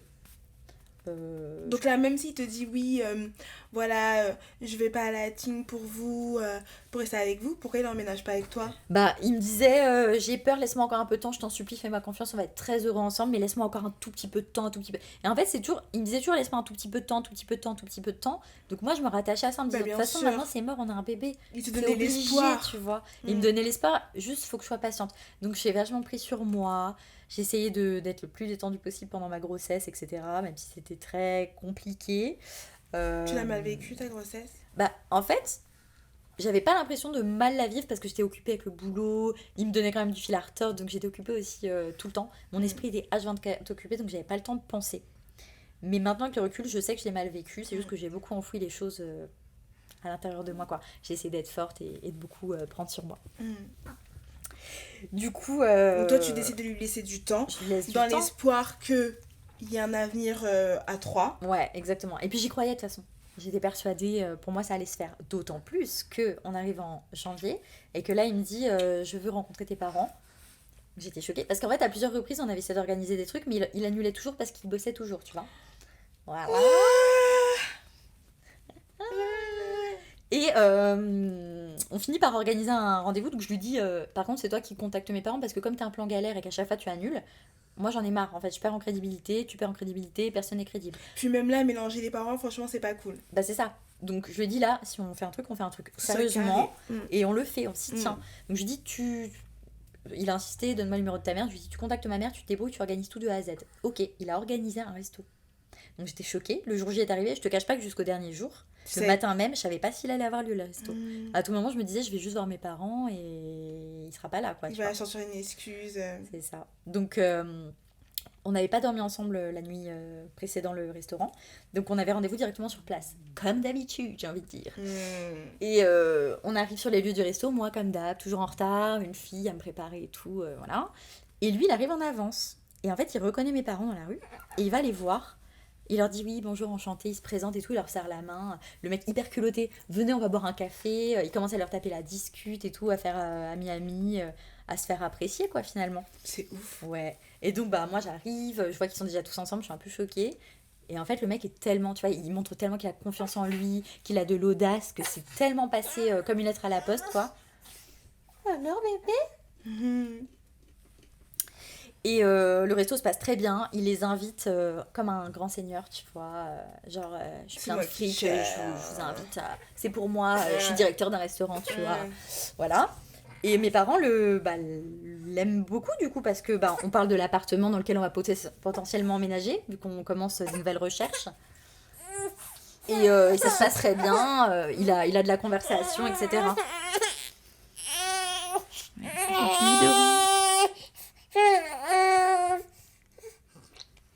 Voilà, donc il a de la conversation, ça se passe très très bien. Il présente bien, il est plutôt mimes, voilà. Il fait un peu gendre idéal, tu vois. Il a confiance en lui, bon, tout va bien. Et donc mes parents lui mettent quand même un petit coup de pression en lui disant bon là quand même, il faut quand même emménager ensemble, c'est plus possible cette situation. Et donc on évoque plein de noms de villes ensemble, en banlieue parisienne qui sont sympas parce que lui c'est un vrai Parisien, genre il voulait vivre que dans Paris, etc. Donc mes parents lui font comprendre qu'il y a quand même des villes très sympas en banlieue. Et Paris ça coûte cher. Ça coûte cher, pour un 3 pièces là vous êtes obligé de partir en banlieue quoi. Ouais, et puis avec un enfant... Pas le choix, on pouvait pas prendre un studio ou un 2 pièces, c'était pas possible. Moi c'était hors de question de toute façon. Et donc ça le rebooste en fait dans nos recherches d'appartement et suite à ça on reprend nos recherches. Mais je lui mets des vrais coups de pression. Envoie-moi tes documents, je monte un dossier. Tous tes documents. Parce que la première fois, souviens-toi, quand on a fait le dossier... C'est lui qui faisait les recherches. C'est lui, et c'est lui qui a monté le dossier. Donc moi, j'ai pas eu ces documents. J'ai pas eu accès à ces documents, quoi. Là, il m'envoie tout. Pièce d'identité. Je lui fais croire que j'ai besoin d'une quittance de loyer, alors que c'est pas utile. Quittance de loyer. Pour savoir où il habite. Oui, pour savoir où il habite. Ah non, mais j'étais trop déter parce que j'étais encore dans mon enquête, moi. Hein. Je voulais pas lâcher le morceau, quoi. Donc, quittance, les 3 dernières fiches de paye, machin, truc. Déjà, je me rends compte sur ces fiches de paye qu'il m'a mytho, qu'il gagne moins que ce qu'il me disait. C'est pour se faire saucer un peu. La quittance, j'ai une adresse dans la ville qu'il m'a dite. Donc, je décide que il est honnête, en fait, tu vois. Et j'étais franchement trop enceinte. Je pouvais même pas aller là-bas. C'était loin de chez moi. Enfin, c'était ouais, est-ce que j'allais te demander, genre, t'es pas allée voir en cachette et non, mais j'aurais trop aimé. Je regarde sur Google Maps à quoi ça ressemble quand même. Mais tu sais, tout ce qu'il me dit quand il va faire les courses et tout, par exemple, on est au téléphone, il sort de chez lui, et il me dit ah là, j'arrive au Franprix. Et il y a un Franprix à côté. Et tu vois, j'ai regardé sur Google Maps, j'ai tout cherché et tout était cohérent. Donc tout était crédible, quoi. Et enfin, j'ai sa pièce d'identité et je regarde son lieu de naissance. Ah bah oui. Et là, je vois qu'il est né en Auvergne. Et pas du tout à Madrid. Donc je décide de le confronter. Le lendemain, on se voit pour un déjeuner, je lui en parle. Je dis écoute, je comprends pas pourquoi tu me dis que t'es né à Madrid. Regarde, t'es né à tel endroit et tout, en Auvergne. Et là, il me dit mais non, tu comprends pas, c'est la ville dans laquelle j'ai été adoptée. En fait, quand tu es adoptée, tu n'as pas ton vrai... je sais très bien que c'est faux. Enfin, tu vois, mon ex, il est tunisien. Et sur sa pièce d'identité, c'est marqué qu'il est né en Tunisie, pas en France, quoi. Parce que même si t'es adopté, on n'efface pas... C'est ton lieu de naissance qui est indiqué. Quoi qu'il arrive, c'est peu importe que tu sois adopté ou pas, ton état civil, il change pas. Donc, entre la France et l'Espagne, tu vois... C'est l'Europe. Voilà, c'est l'Europe. Faut arrêter, quoi.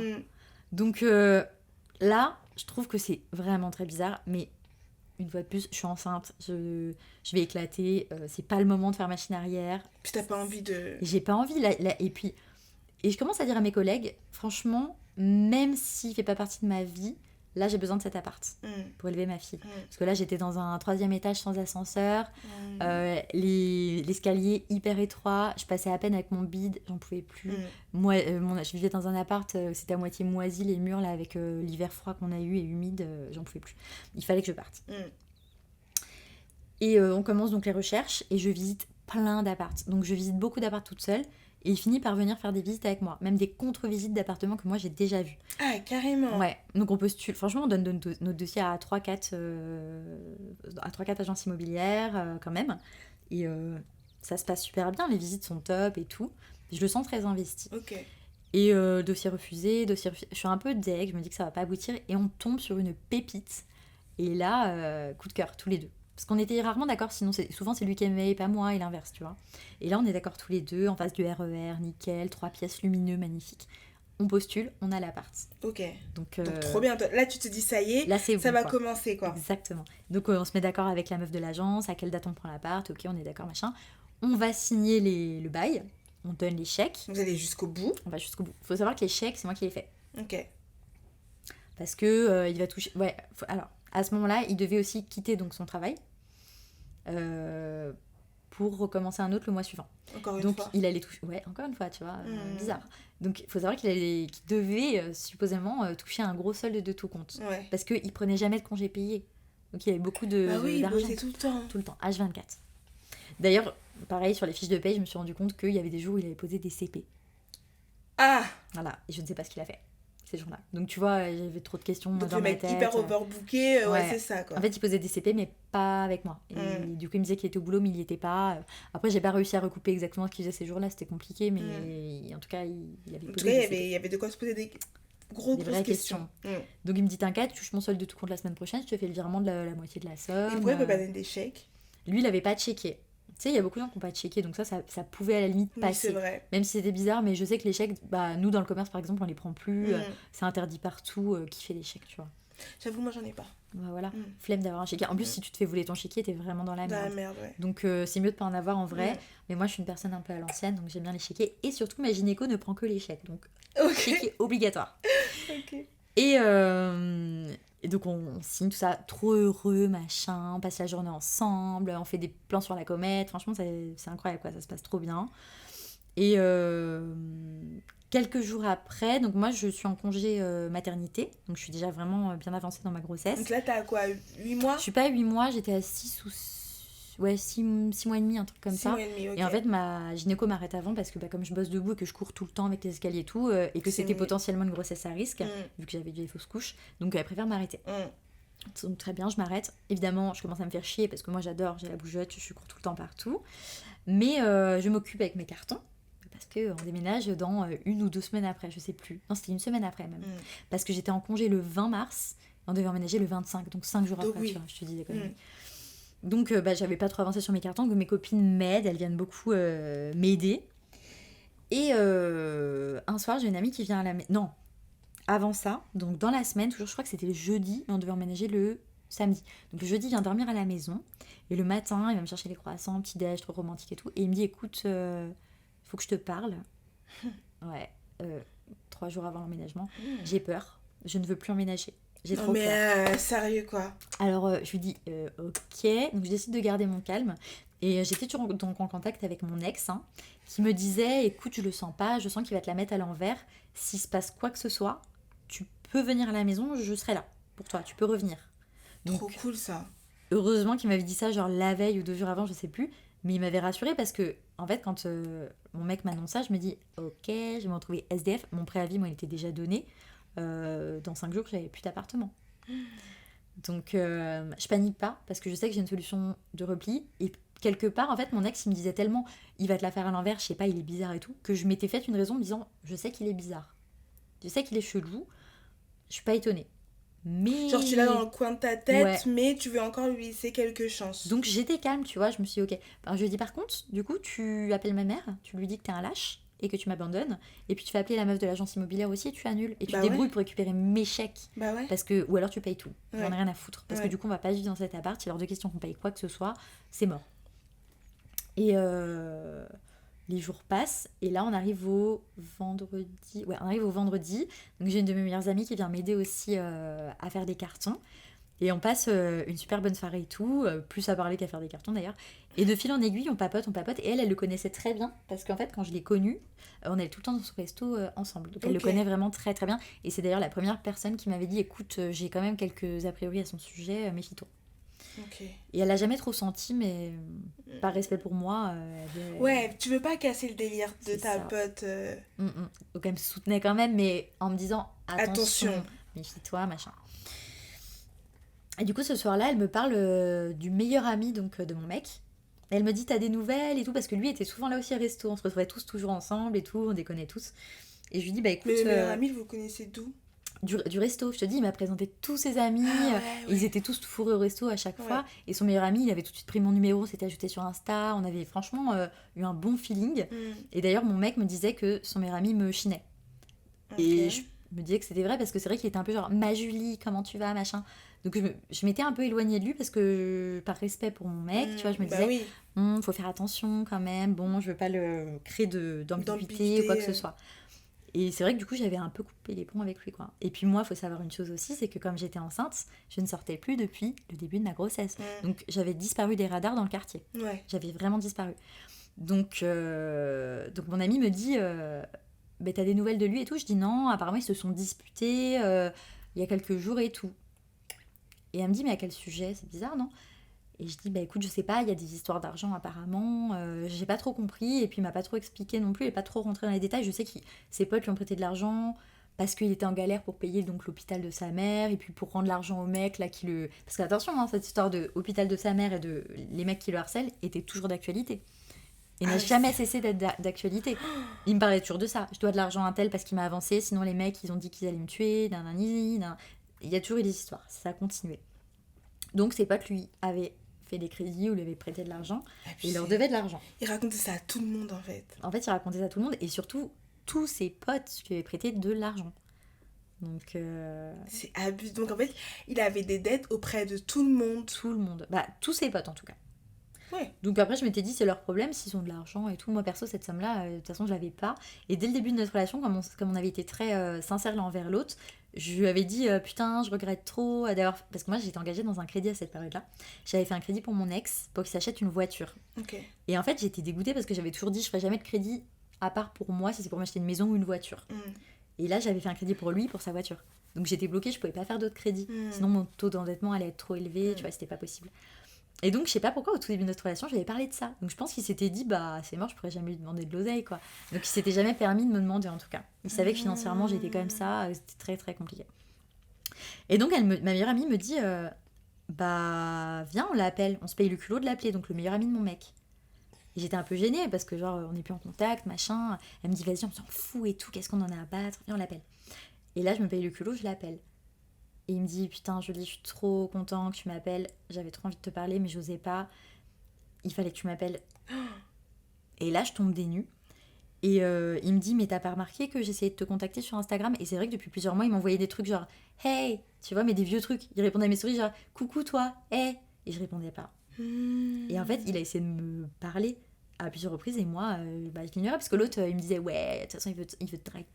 Ouais, donc t'avais pas envie de moi, je voulais parler juste avec pas lui manquer de respect, et je préfère éviter de... Normal. Voilà. Et là, il me dit, j'avais trop de trucs à te dire, mais je savais pas comment le faire, j'ai essayé de rentrer en contact, et tu voulais pas me parler.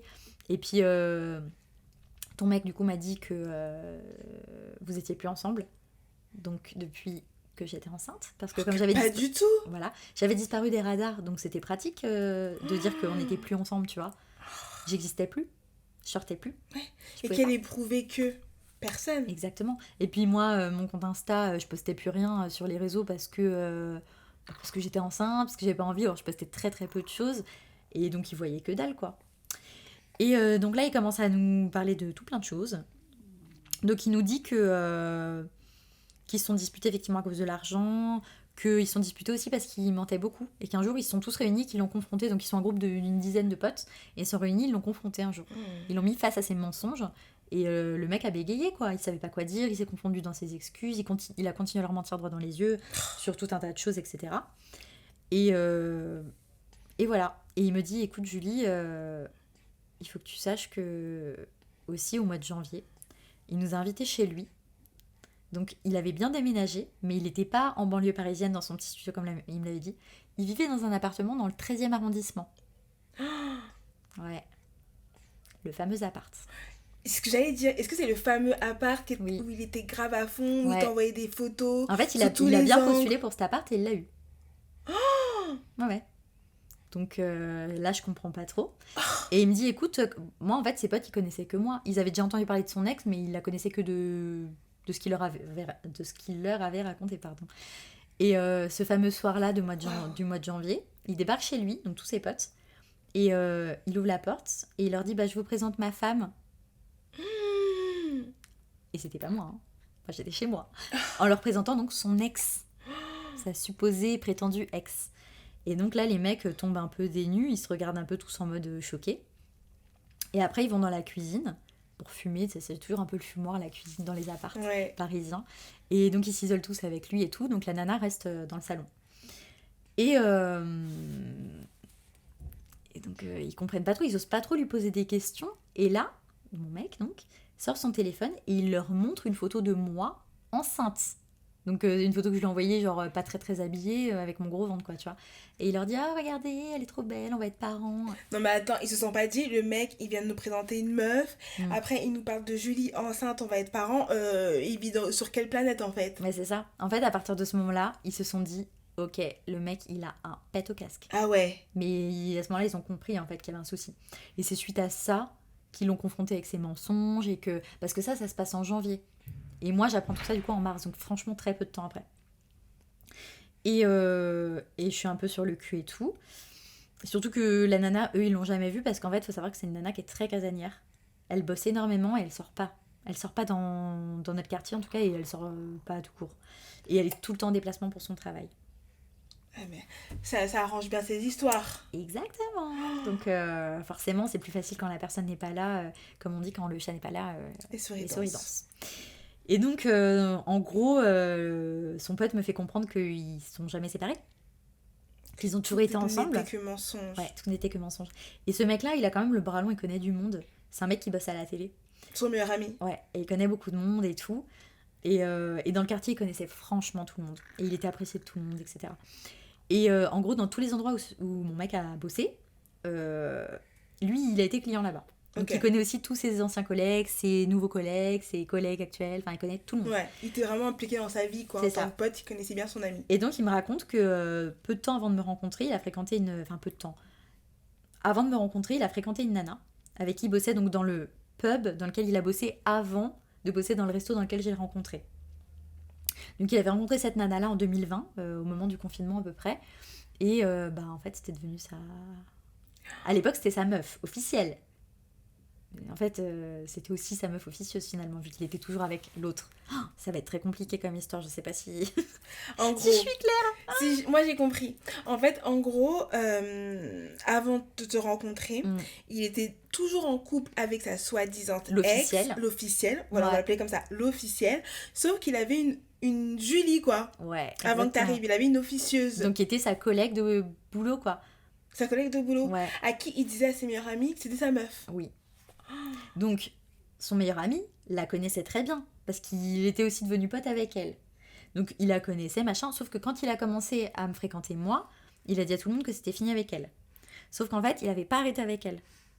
Donc le mec avait 3 meufs.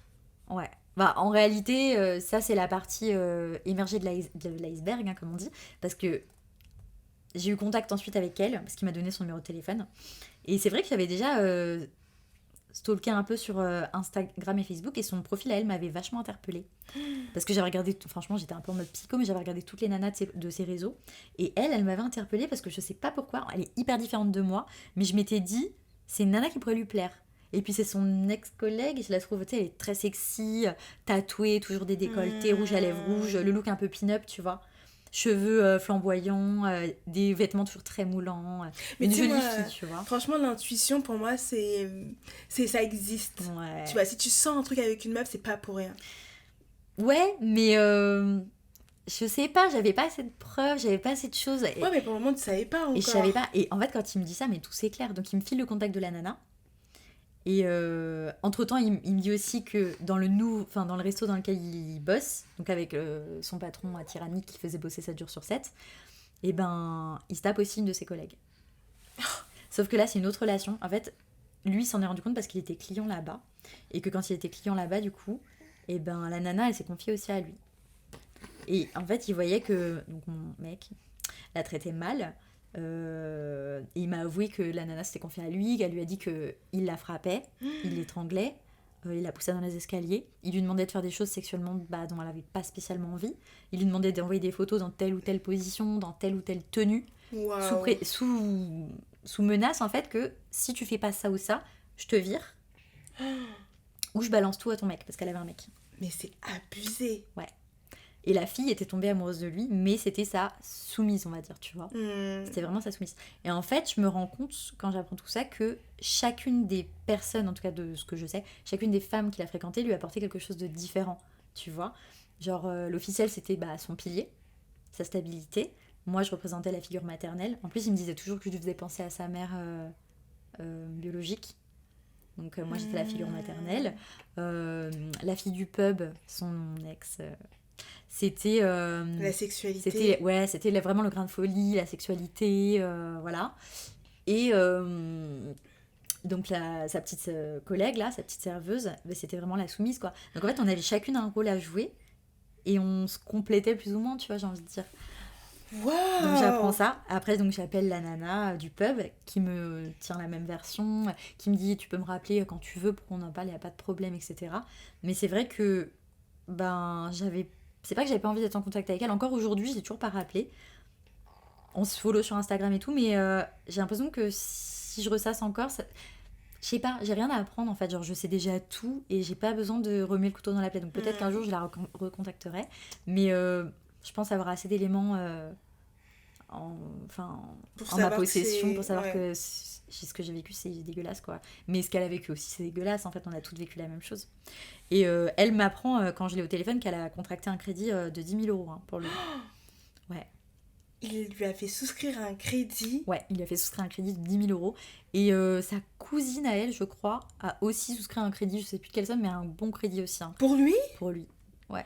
Il a dû raconter de ses mythos. En fait, il a raconté la même chose à tout le monde, parce que quand on a mis nos histoires en commun, c'est la maman qui est malade, qui est très malade. Le gang le gang, machin, enfin, tu vois.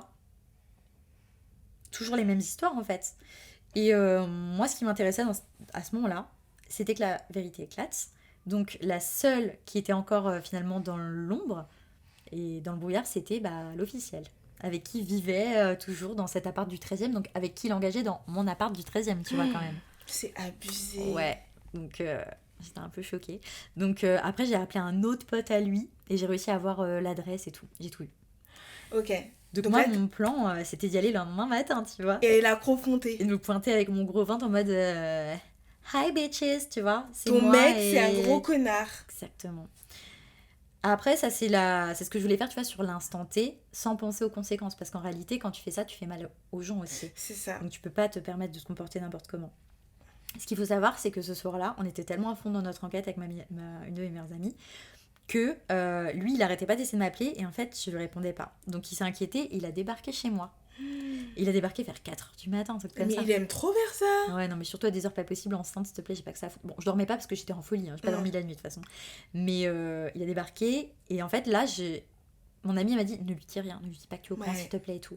Et elle avait peur pour moi, je suis partie dans les escaliers avec lui et tout. Et je lui ai dit, écoute, je sais que t'es toujours avec... Attends, tu l'as dit finalement ? Ouais.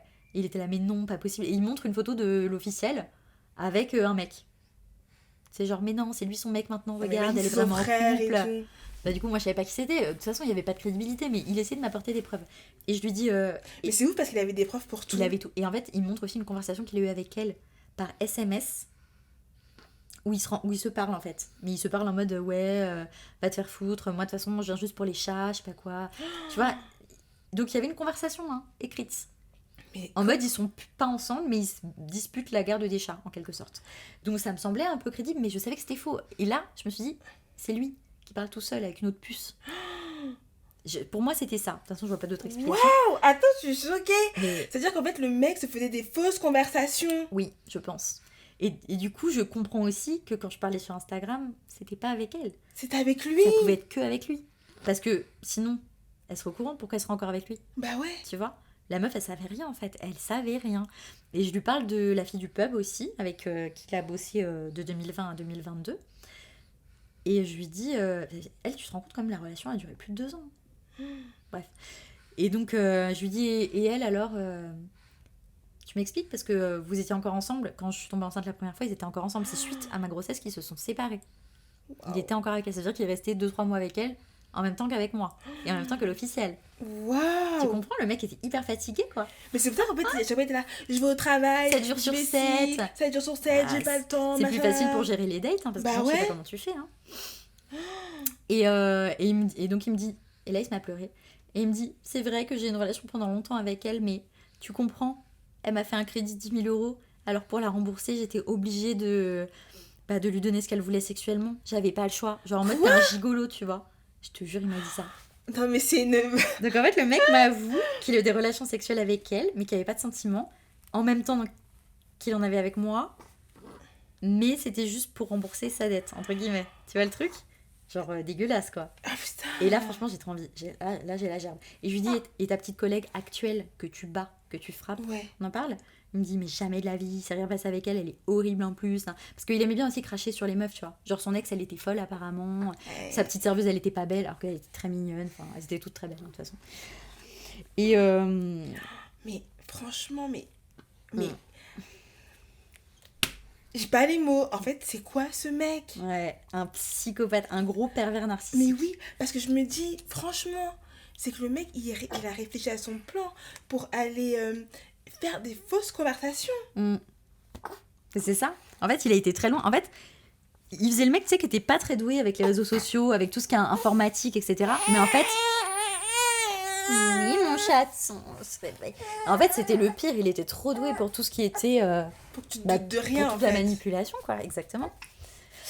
Donc, voilà. Après, on se dispute, forcément. Il s'en va, il se barre. Bah non, bébé. On était supposé avoir un rendez-vous le lendemain pour déjeuner ensemble. Le lendemain midi. Chut, bébé.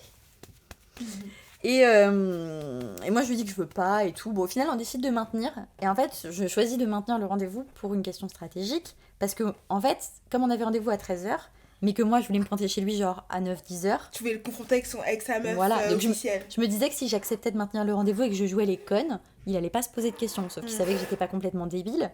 Donc, entre-temps, bon, il va se coucher, je vais me coucher. Et avec ma pote, on décide de contacter, donc pas son officiel, pas sa meuf, mais la meilleure amie de sa meuf. Parce que comme elle, apparemment, c'est lui qui gérait ses réseaux. Ah oui. On s'est dit, on va se faire niquer, ça sert à rien, on refait pas il va capter que... Et oui, que c'est bon, je sais tout et que je vais aller plus loin et voilà. Et je contacte donc la meilleure amie de la fille, sauf que bah elle était jeune maman et tout, donc elle dormait forcément à 4h du matin. Voilà. Mon amour. Il fait des grands sourires maintenant. Donc la fille dormait à 4h du matin, donc elle me répond le lendemain matin. Et là, entre-temps, moi, je lui avais fait toute la story, tout le storytelling et tout. Je lui avais même envoyé des photos, des vidéos et des vocaux où on échangeait, lui et moi, etc. Où il me faisait des belles promesses. Pour lui montrer que tout ce que tu disais, c'était la vérité. C'est ça. Et donc, le lendemain matin, la meuf m'appelle. Mais elle me croit pas. Hein. Non, je le connais depuis 9 ans. Malgré les vocaux et tout. Malgré les vocaux. Donc, je le connais depuis 9 ans, c'est faux, on est amis. Ils sont ensemble depuis 9 ans, ça se passe très bien entre eux, ils s'aiment, etc. Et je dis, écoute... Je sais pas ce que je peux t'envoyer pour que tu me crois, donc je lui envoie vraiment, mais je sais pas, je lui ai envoyé au moins 50 vocaux, tu vois, pour qu'elle entende bien sa voix à lui. Toutes les photos, je lui ai envoyé, les messages, le bail de notre appartement aussi, qu'on devait prendre, je lui envoie. Et là, elle commence à me dire, ok, c'est bon, je te crois. Et en fait, ce qui l'a le plus frappé, c'est que quand je lui faisais les captures d'écran, à un moment, il m'a envoyé une photo avec une peluche en forme de panda dans les bras. Et en fait, ce week-end-là, il m'avait dit qu'il allait rendre visite à sa mère adoptive dans le sud de la France. Et que sa mère avait acheté une peluche panda pour Aria. Parce qu'on avait décidé que le thème de la chambre, ça serait panda. Ouais. Et donc, il m'envoie cette photo avec la peluche. Et là, la fille me dit, mais putain, c'est une blague, c'est la peluche de ma fille. Et en fait, sa fille, le thème de sa chambre, c'était panda. Non, mais c'est trop. Mais c'est trop. Et en plus, du coup, bah, c'était la peluche de sa fille. Donc, il me l'a jamais ramené au final, la peluche. Parce que moi, chaque fois, je lui disais, vas-y, ramène, oublie pas la peluche la prochaine fois. Comme ça, Il l'oubliait tout le temps. Il l'oubliait tout le temps, exactement. Et ce week-end-là, effectivement, il m'avait dit qu'il partait voir sa mère. Il m'avait même envoyé une photo d'une dame qui s'est avérée ne pas du tout être sa mère, tu vois. Ah non, mais il est malade. Et il a tout fait pour brouiller les pistes. Mais donc, on se met d'accord avec sa copine, la copine de l'officiel. Elle me dit, écoute, ne fais pas n'importe quoi, ne va pas chez eux. Je voudrais lui dire, je veux pas qu'elle tombe des nues et qu'elle se sente mal, elle est au boulot et tout, on peut pas faire ça. Laisse-moi lui dire ce soir après le boulot. Et après, je te mets en relation avec elle et vous voyez ensemble vous parler, quoi. Donc je lui dis, ok, mais j'étais quand même déter à y aller, parce que franchement j'avais la haine et tout. Bah oui, bien sûr. Je dors pas, à 9h je me lève du lit, je me maquille et tout, je commence à me préparer. Mon amie part au travail alors qu'elle avait fait une nuit blanche, la pauvre. Et là, à 11h, j'entends le bruit des clés dans ma porte. C'était lui ? C'était lui. Et là, je suis en panique, j'attrape. Franchement, je te jure, j'avais peur, hein, je savais pas ce qu'il allait me faire. Bah ouais. J'attrape des couteaux et tout, je les cache. Sous les coussins, dans ma trousse de maquillage. J'ai peur. En fait, je me dis, là, je suis toute seule avec elle, avec lui. Avec lui. Et quand j'étais avec mon amie, je me sentais forte, comme d'hab, quand on entre filles, tu sais comment on est. Bien sûr. Mais toute seule face à lui, avec toutes les informations que j'avais en ma possession, bah, je faisais moins la maligne, tu Et vois. en plus, si entre-temps, il avait parlé avec la meilleure amie. C'est ça. Tu sais pas. Ouais. Du coup, là, t'entends qu'il ouvre la porte de chez toi. Ouais, et je suis en panique, donc je commence à préparer de quoi me défendre, à droite à gauche, des cutters et tout, c'est comme je faisais mes colis. Et il vient en mode love to love, comme si de rien n'était. Je lui dis, bah, je comprends pas, on n'avait pas rendez-vous dehors pour déjeuner. Enfin, tu vois, moi, je me suis préparée, je me suis fait belle pour toi et tout. Tu sais, je joue les gourdasses, en fait, vraiment. Tellement je flippe. Et il me dit, à faire. non, mais je suis venue te voir parce que franchement, je pouvais pas attendre. Et puis en vrai, après, je pourrais pas parce que j'ai un truc de prévu et tout. Toujours des trucs de prévu, comme d'hab. Et Et là, donc, là je me décide à le reconfronter. Je dis, ouais, ta petite serveuse, je sais. Donc encore, tu vois, j'essaye de prêcher le faux pour savoir le vrai. Je sais très bien ce qui s'est passé entre vous et tout. Il me dit, bah c'est pas grave, on va l'appeler. Donc on l'appelle. Et la meuf, elle nie tout en bloc. Je l'ai insultée de tous les noms. Je te jure, je peux pas dire les insultes parce que c'était trop. Mais je l'ai insultée. Elle voulait pas dire. Mais pourquoi ? Il l'a menacée ? Ouais. En fait, j'y ai su après. Sur l'instant T, je savais pas. Mais j'ai compris, de toute façon, comme elle, visiblement, c'était la soumise. Bien évidemment qu'il la menaçait, tu vois. Et puis comme elle avait un mec... Elle avait peur qu'il sache tout parce que, pour elle, c'était entre guillemets, une tromperie certes, mais elle est tombée amoureuse de lui, mais elle comptait quand même rester avec son mec, tu vois. Donc un accident de parcours, on va dire. Donc elle flippait. Et moi, j'étais hors de moi, je m'en pouvais plus et tout. Et donc... Et lui, comment il peut continuer à mentir ? Mais en plus, franchement, il dit tout en bloc, il était très sûr de lui. On va l'appeler, etc. On l'appelle, bon, ça se passe comme ça se passe. Et puis après, on parle... Le mec essaye d'apaiser la situation, mais je t'aime, tu sais. Donc il me parle de son ex. Elle fera toujours partie de ma vie, mais on n'est plus ensemble. Mais il faut que tu comprennes que c'est quelqu'un qui aura toujours une place spéciale dans mon cœur, etc. Ok, d'accord. Donc tu sais quoi, je vois que le mec, il est buté dans son mensonge, je décide de rentrer dans son jeu. D'accord et tout, ok. Donc lui, entre-temps, il savait pas que t'avais parlé avec la meilleure amie. Non, il savait rien du tout. Et je savais à ce moment-là, tu vois, que c'était la dernière fois que je le voyais en tant que couple. Je savais, parce que je savais la bombe que j'allais lâcher ensuite. Bah oui. Et du coup, je lui... Donc il part et tout. Et après, je lui ai envoyé un message. Je me rappellerai toujours de ce message. Et je lui ai dit, sache que je te verrai toujours dans les yeux de ta fille. Je lui ai dit ça. Mais tu vois, ça sonnait vraiment comme un message d'adieu. Bah ouais, grave. Et le mec, il a pas capté. Il m'a dit, oh là là, c'est vraiment la plus belle chose qu'on m'ait jamais dite et tout. Ok, reste dans ton délire. Grave. Et donc le soir arrive. Donc moi, entre-temps, clairement, je ferme mes cartons, mais je tourne en rond dans l'appart, mais normal. Un lion en cage. Et toujours pas de nouvelles de la meilleure amie. Ben, elle me tenait au courant dans la journée, mais pas trop, tu vois. Donc entre-temps, je parle avec la meuf du pub qui me donne beaucoup d'informations, trop mimes, c'est tout. Genre, je pense qu'on pourrait grave être copines en fait dans la vraie vie, tu vois. En mode de triple alliance un peu. Et 21h, donc la meilleure amie de l'officiel m'appelle et elle me dit, elle va t'appeler. Je dis ok, je lui dis donc tu l'as dit, comment elle a réagi, elle me dit bah écoute ça va, elle va t'appeler. Donc là l'officiel m'appelle et elle avait l'air très sereine.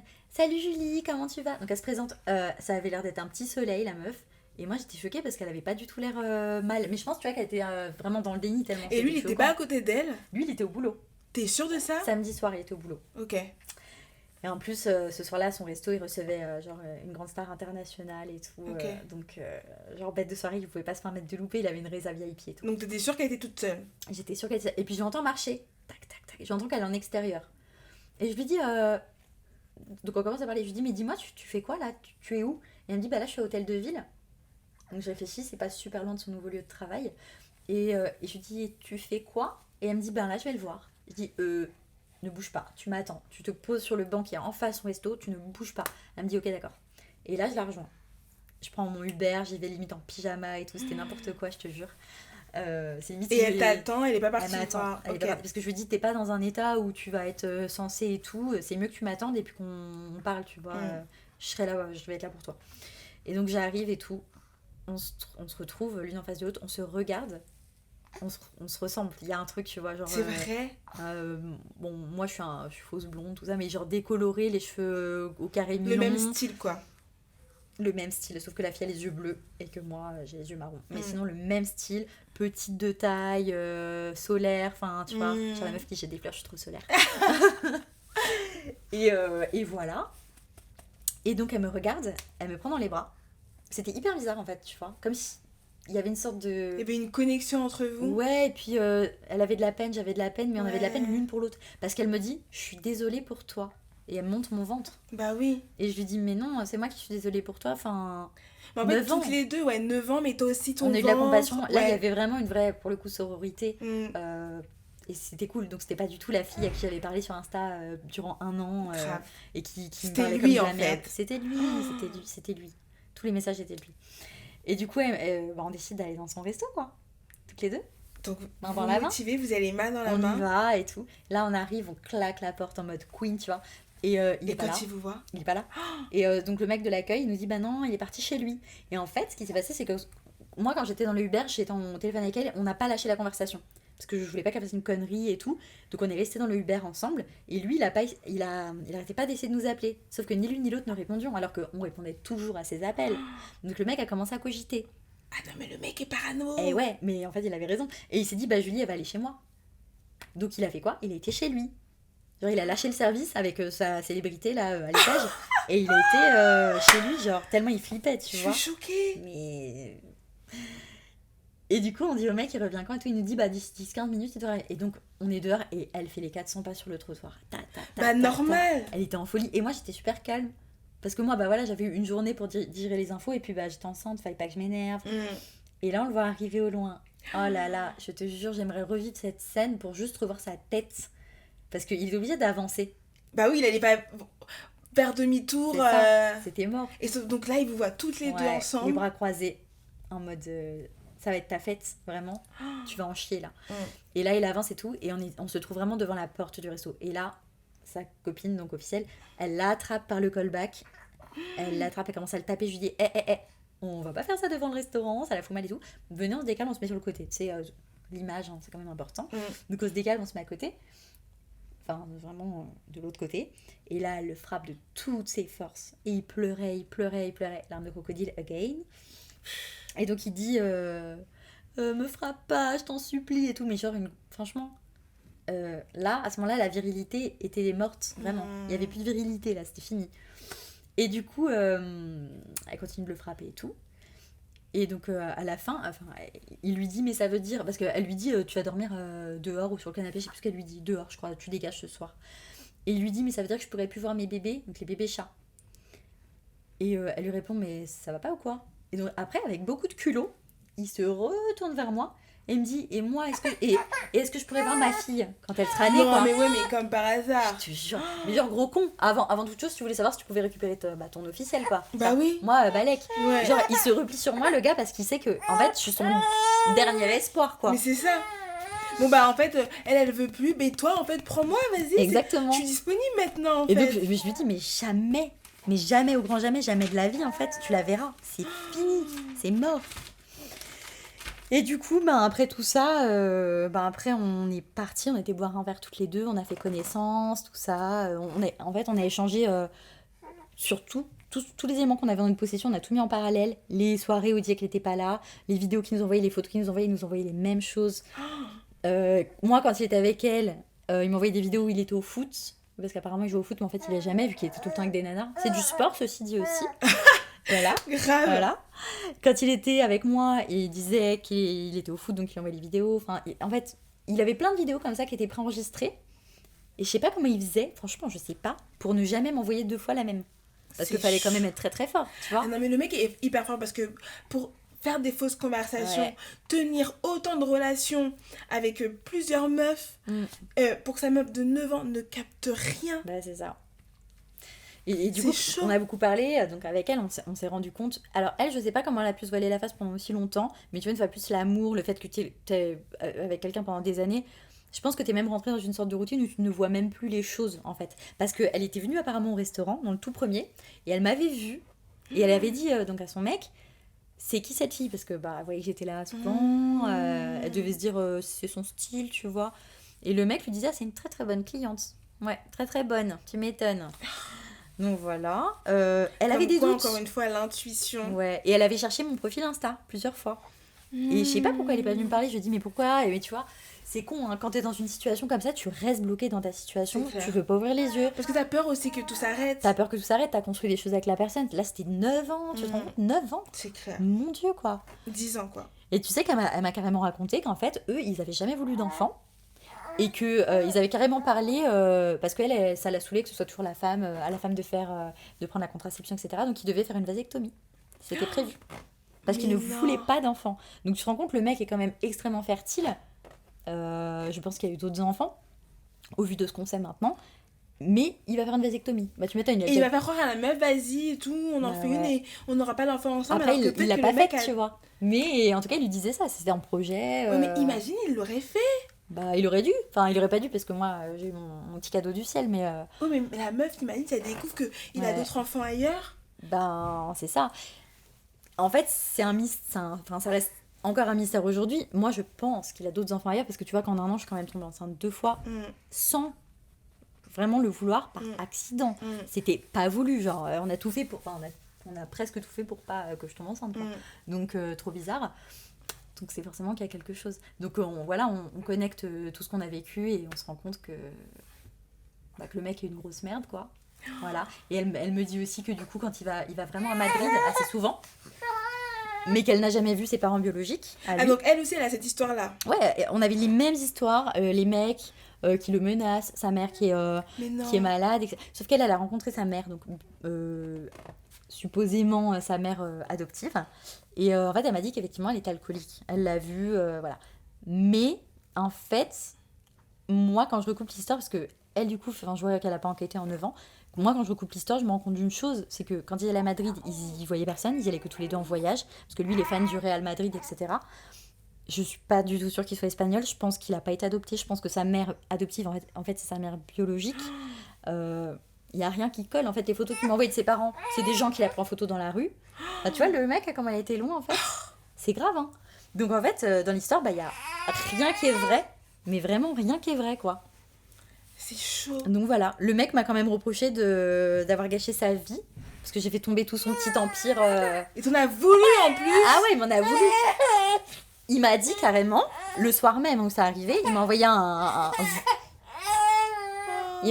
message ou un vocal, et il m'a dit « Bébé !»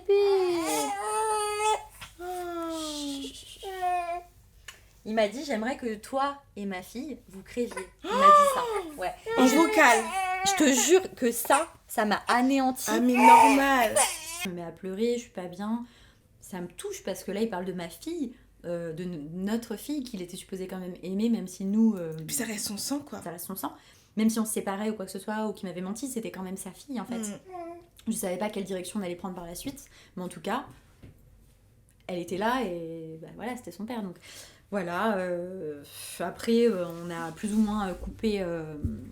pas coupé les ponts, on est resté en contact parce qu'on devait quand même régler les histoires de l'appartement qu'on était supposé prendre. On devait quand même faire un état des lieux d'entrée et de sortie, donc ça m'a fait super mal le jour où on y était, c'était très difficile. Bah oui. C'était très très compliqué. Et t'étais avec lui? Il était là? On était obligés d'être là tous les deux, donc j'ai dû le revoir. On a eu une conversation ce jour-là, assez rapide, parce que je voulais pas lui donner trop d'importance, dans laquelle il m'a dit mais de toute façon, j'ai jamais aimé aucune d'entre vous. La seule que j'aimais et que j'aime toujours, c'est l'officiel, donc. Mais quel bip, quoi. Ouais, ouais. Franchement. Bah non, il l'aime pas. Déjà, pour faire ça, il l'aime pas. C'est ce que je lui ai dit. Je lui ai dit, excuse-moi, mais vu ce que tu lui as fait, je suis pas trop sûre que tu l'aimais, tu vois. Donc, faut arrêter de dire n'importe quoi. Et puis voilà, après, on s'est plus jamais revus. C'est la dernière fois qu'on s'est vus ce jour-là. Et donc, toi, t'as réussi à faire le deuil par rapport à Aria? Ouais, parce qu'en fait, moi j'étais revenue dans un environnement de vie sain, du coup chez mon ancien compagnon, donc avec qui ça se passait très bien, qui m'a accueillie à bras ouverts, qui a été là pour moi, etc., qui m'a soutenue, et j'étais dans mon ancien appartement surtout, donc un endroit dans lequel je me sentais bien et en sécurité. Et j'avais besoin de sentir que j'étais en sécurité après tout ce qui venait de se passer, de me dire qu'il n'y a pas que des malades mentaux, qu'il n'y a pas que des pervers narcissiques aussi, et qu'il y a aussi des bonnes personnes, quoi. C'est clair. Donc voilà, après il y a eu... j'ai plus trop eu le temps de penser à cette histoire, parce que j'étais tellement focus sur la baby shower, l'arrivée d'Aria, la préparation de sa chambre, etc. Tu es dans des bonnes ondes pour accueillir Mine de ton rien, bébé. ouais, j'étais dans des super grosses vibes, et puis j'allais bien, en fait. Donc je pense que j'ai beaucoup refoulé ce que je ressentais, malheureusement. Mais ça allait, tu vois, genre j'étais pas effondrée par terre à pleurer, etc. Parce que, tu vois, au fond de moi, j'ai toujours su qu'il y avait quelque chose de bizarre, donc je m'étais quelque part préparée, au pire, quoi. Ouais, quelque part, tu te sentais. Ouais, je sentais qu'il y avait quelque chose qui était pas net, et puis j'étais prête. Le plus important, c'était ma fille. C'est tout ce qui comptait, et voilà. Et aujourd'hui, en sachant tout ça, maintenant, comment tu vas en parler à Aria? Comment tu vas aborder le sujet? Parce que ça va forcément venir un jour sur le plateau. En fait, je me suis toujours dit que de toute façon, quoi qu'il arrive, je lui dirai la vérité. Quand elle sera prête, bien sûr, quand elle sera en âge de comprendre, etc. Parce que je trouve que ça sert à rien de cacher les choses. Et moi, voilà, j'aimerais pas qu'on me le cache. Donc je vais tout lui dire. Avec les bons mots, bien évidemment. Sans dénigrer personne. Mais en disant la vérité quand même. Donc elle saura tout. Après, c'est vrai que ce qui m'embête aujourd'hui, c'est vrai que ce qui me fait mal et là où j'ai pas tous les éléments, c'est que tu vois, je connais rien sur ses origines entre guillemets. C'est ça. Bah lui, finalement, je le connaissais pas parce qu'il m'a menti de A à Z. C'était pas la personne qui prétendait être. Et j'aurais aimé pouvoir en dire plus à Aria et savoir aussi si elle a des frères et sœurs, ce genre de choses. Si elle est vraiment espagnole. Bah, honnêtement, je pense qu'elle est plus auvergnate qu'espagnole, soyons honnêtes. Mais pouvoir lui dire les choses avec certitude, en tout cas, tu vois. Et aujourd'hui, il y a des zones d'ombre et ça me frustre. Et je pense que tant que je n'aurai pas toute la vérité, ben quelque part, je pourrais pas, dans ma tête, passer à autre chose. Parce que sinon, dans ma vie, je suis passée à autre chose, je suis très heureuse et tout. C'est même mieux maintenant. Je suis vachement mieux maintenant, je me sens libre, je me sens moi, quoi, avec ma fille. On n'a absolument pas besoin de lui, il n'y a pas de problème. Mais voilà, j'ai besoin d'avoir des réponses à mes questions et pour pouvoir en parler plus librement à Aria plus tard, quoi. Et comment tu vas faire pour avoir ces réponses? Est-ce que tu penses que c'est possible de les avoir? Bah, honnêtement, j'ai l'impression que c'est assez compliqué parce que je suis rentrée en contact avec sa mère, du coup. Sa vraie mère biologique. Celle qui était supposément sa mère adoptive et qu'en fait apparemment est sa mère biologique. Ouais. Et elle a l'air un peu bipolaire, hein, tu vois. Au début elle m'a dit je suis très heureuse, je suis très émue pour ma petite fille. Et après elle m'a dit non, je peux pas parler avec vous. Et en fait elle m'a bloquée.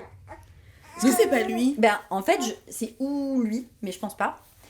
Ou carrément, en fait je pense qu'elle est un peu comme lui. Ou qu'elle est carrément sous son emprise aussi à lui. Parce que s'il a réussi à mettre autant de femmes sous son emprise, pourquoi sa propre mère ne serait pas sous son emprise? C'est clair. Tu vois? Donc moi, c'est ce que je me suis dit.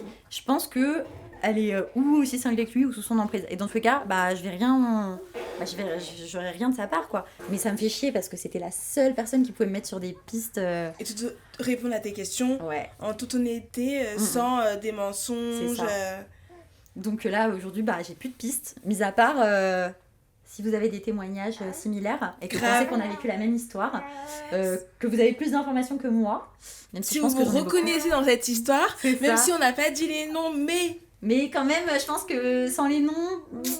Grave, avec toutes les infos là, parce qu'apparemment tout le monde a la même histoire de gang, de mère alcoolique et tout. Peut-être qu'il y a d'autres personnes qui connaissent peut-être cette personne. Bah c'est ça. Donc c'est vraiment pour moi aujourd'hui la seule façon d'avoir des infos, parce que là je suis bloquée.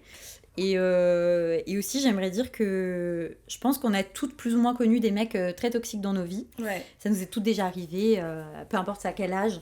Mais voilà, même si c'est compliqué, c'est difficile de faire une introspection, au moment où on le vit, je pense qu'il faut essayer de s'écouter un peu plus et d'écouter un petit peu plus son instinct. C'est ça. Et de ne pas faire confiance à n'importe qui, même si la personne a l'air incroyable, que tout le monde l'adore, etc. À partir du moment où il y a un red flag, 2 red flags, c'est mort. Il faut pas persister, faut pas forcer. De toute façon, dans une relation, quand on force les choses, déjà c'est qu'il y a quelque chose qui va pas. Normalement, ça doit être fluide.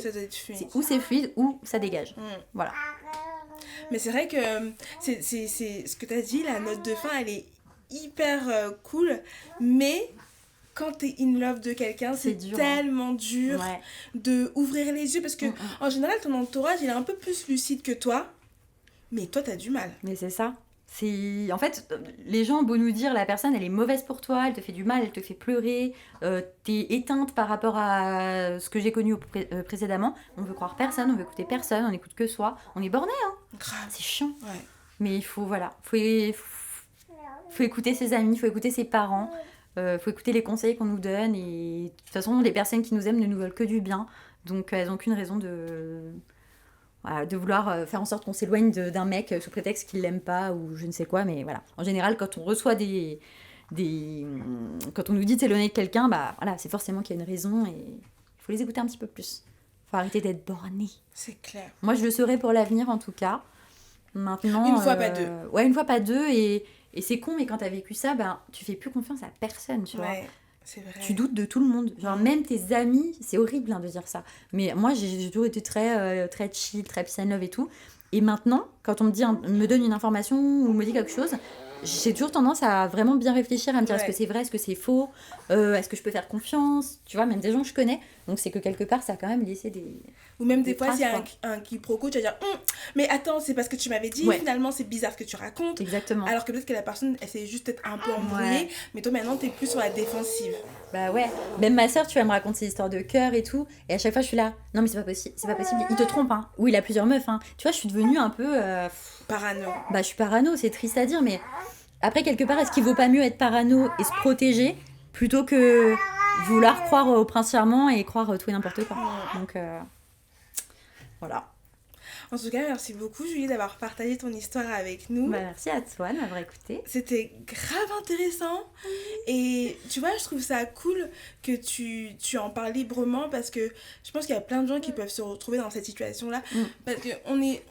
Moi, la première, je serais là à dire non, mais c'est pas possible, moi, il m'arrive un truc comme ça. Non, avec ça. mon caractère, c'est pas possible. Et en fait, non. C'est ça. Quand tu tombes in love de quelqu'un, si la personne elle est malsaine, elle pourra te faire croire tout et n'importe quoi. Ouais. Même si tu dis que moi j'ai un fort caractère, moi ci, moi ça, elle peut t'embrouiller parce qu'en fait la personne, elle va t'analyser et en fonction de tes réactions, elle va adapter son discours C'est à ça. toi pour que tu rentres dans son jeu. Exactement. Bah lui, il avait vraiment une personnalité différente à chaque Voilà, personne. bah on l'a Et, vu et là. ça, c'est l'essence même du pervers narcissique. Ils sont tellement doués, tellement forts. Et effectivement, comme tu disais, peu importe le caractère, tout le monde peut tomber dans le panneau. Ouais, tout le monde peut tomber dans le panneau. Donc la finalité, elle est cool parce qu'il y a Baby Aria maintenant. Oui. Mais faut faire attention. Exactement. Faut faire attention. Et les filles, s'il y a des filles qui se reconnaissent, ou même des mecs, je sais pas, Ouais. qui ont connu peut-être ce mec-là, bah n'hésitez pas à nous le dire. Contactez-nous. Contactez-nous. Ça pourra faire avancer Julie dans son enquête. Exactement. Et voilà. Merci beaucoup Julie. Merci beaucoup Aria Merci. d'avoir joué le jeu. Un petit peu. Ouais, un petit peu, hein. Entre les dodos et les pleurs. Mais on y est arrivé. Oui. Et je vous fais plein de bisous et on se retrouve mercredi prochain. Bye bye. Bye bye Aria. Julia, j'écoute.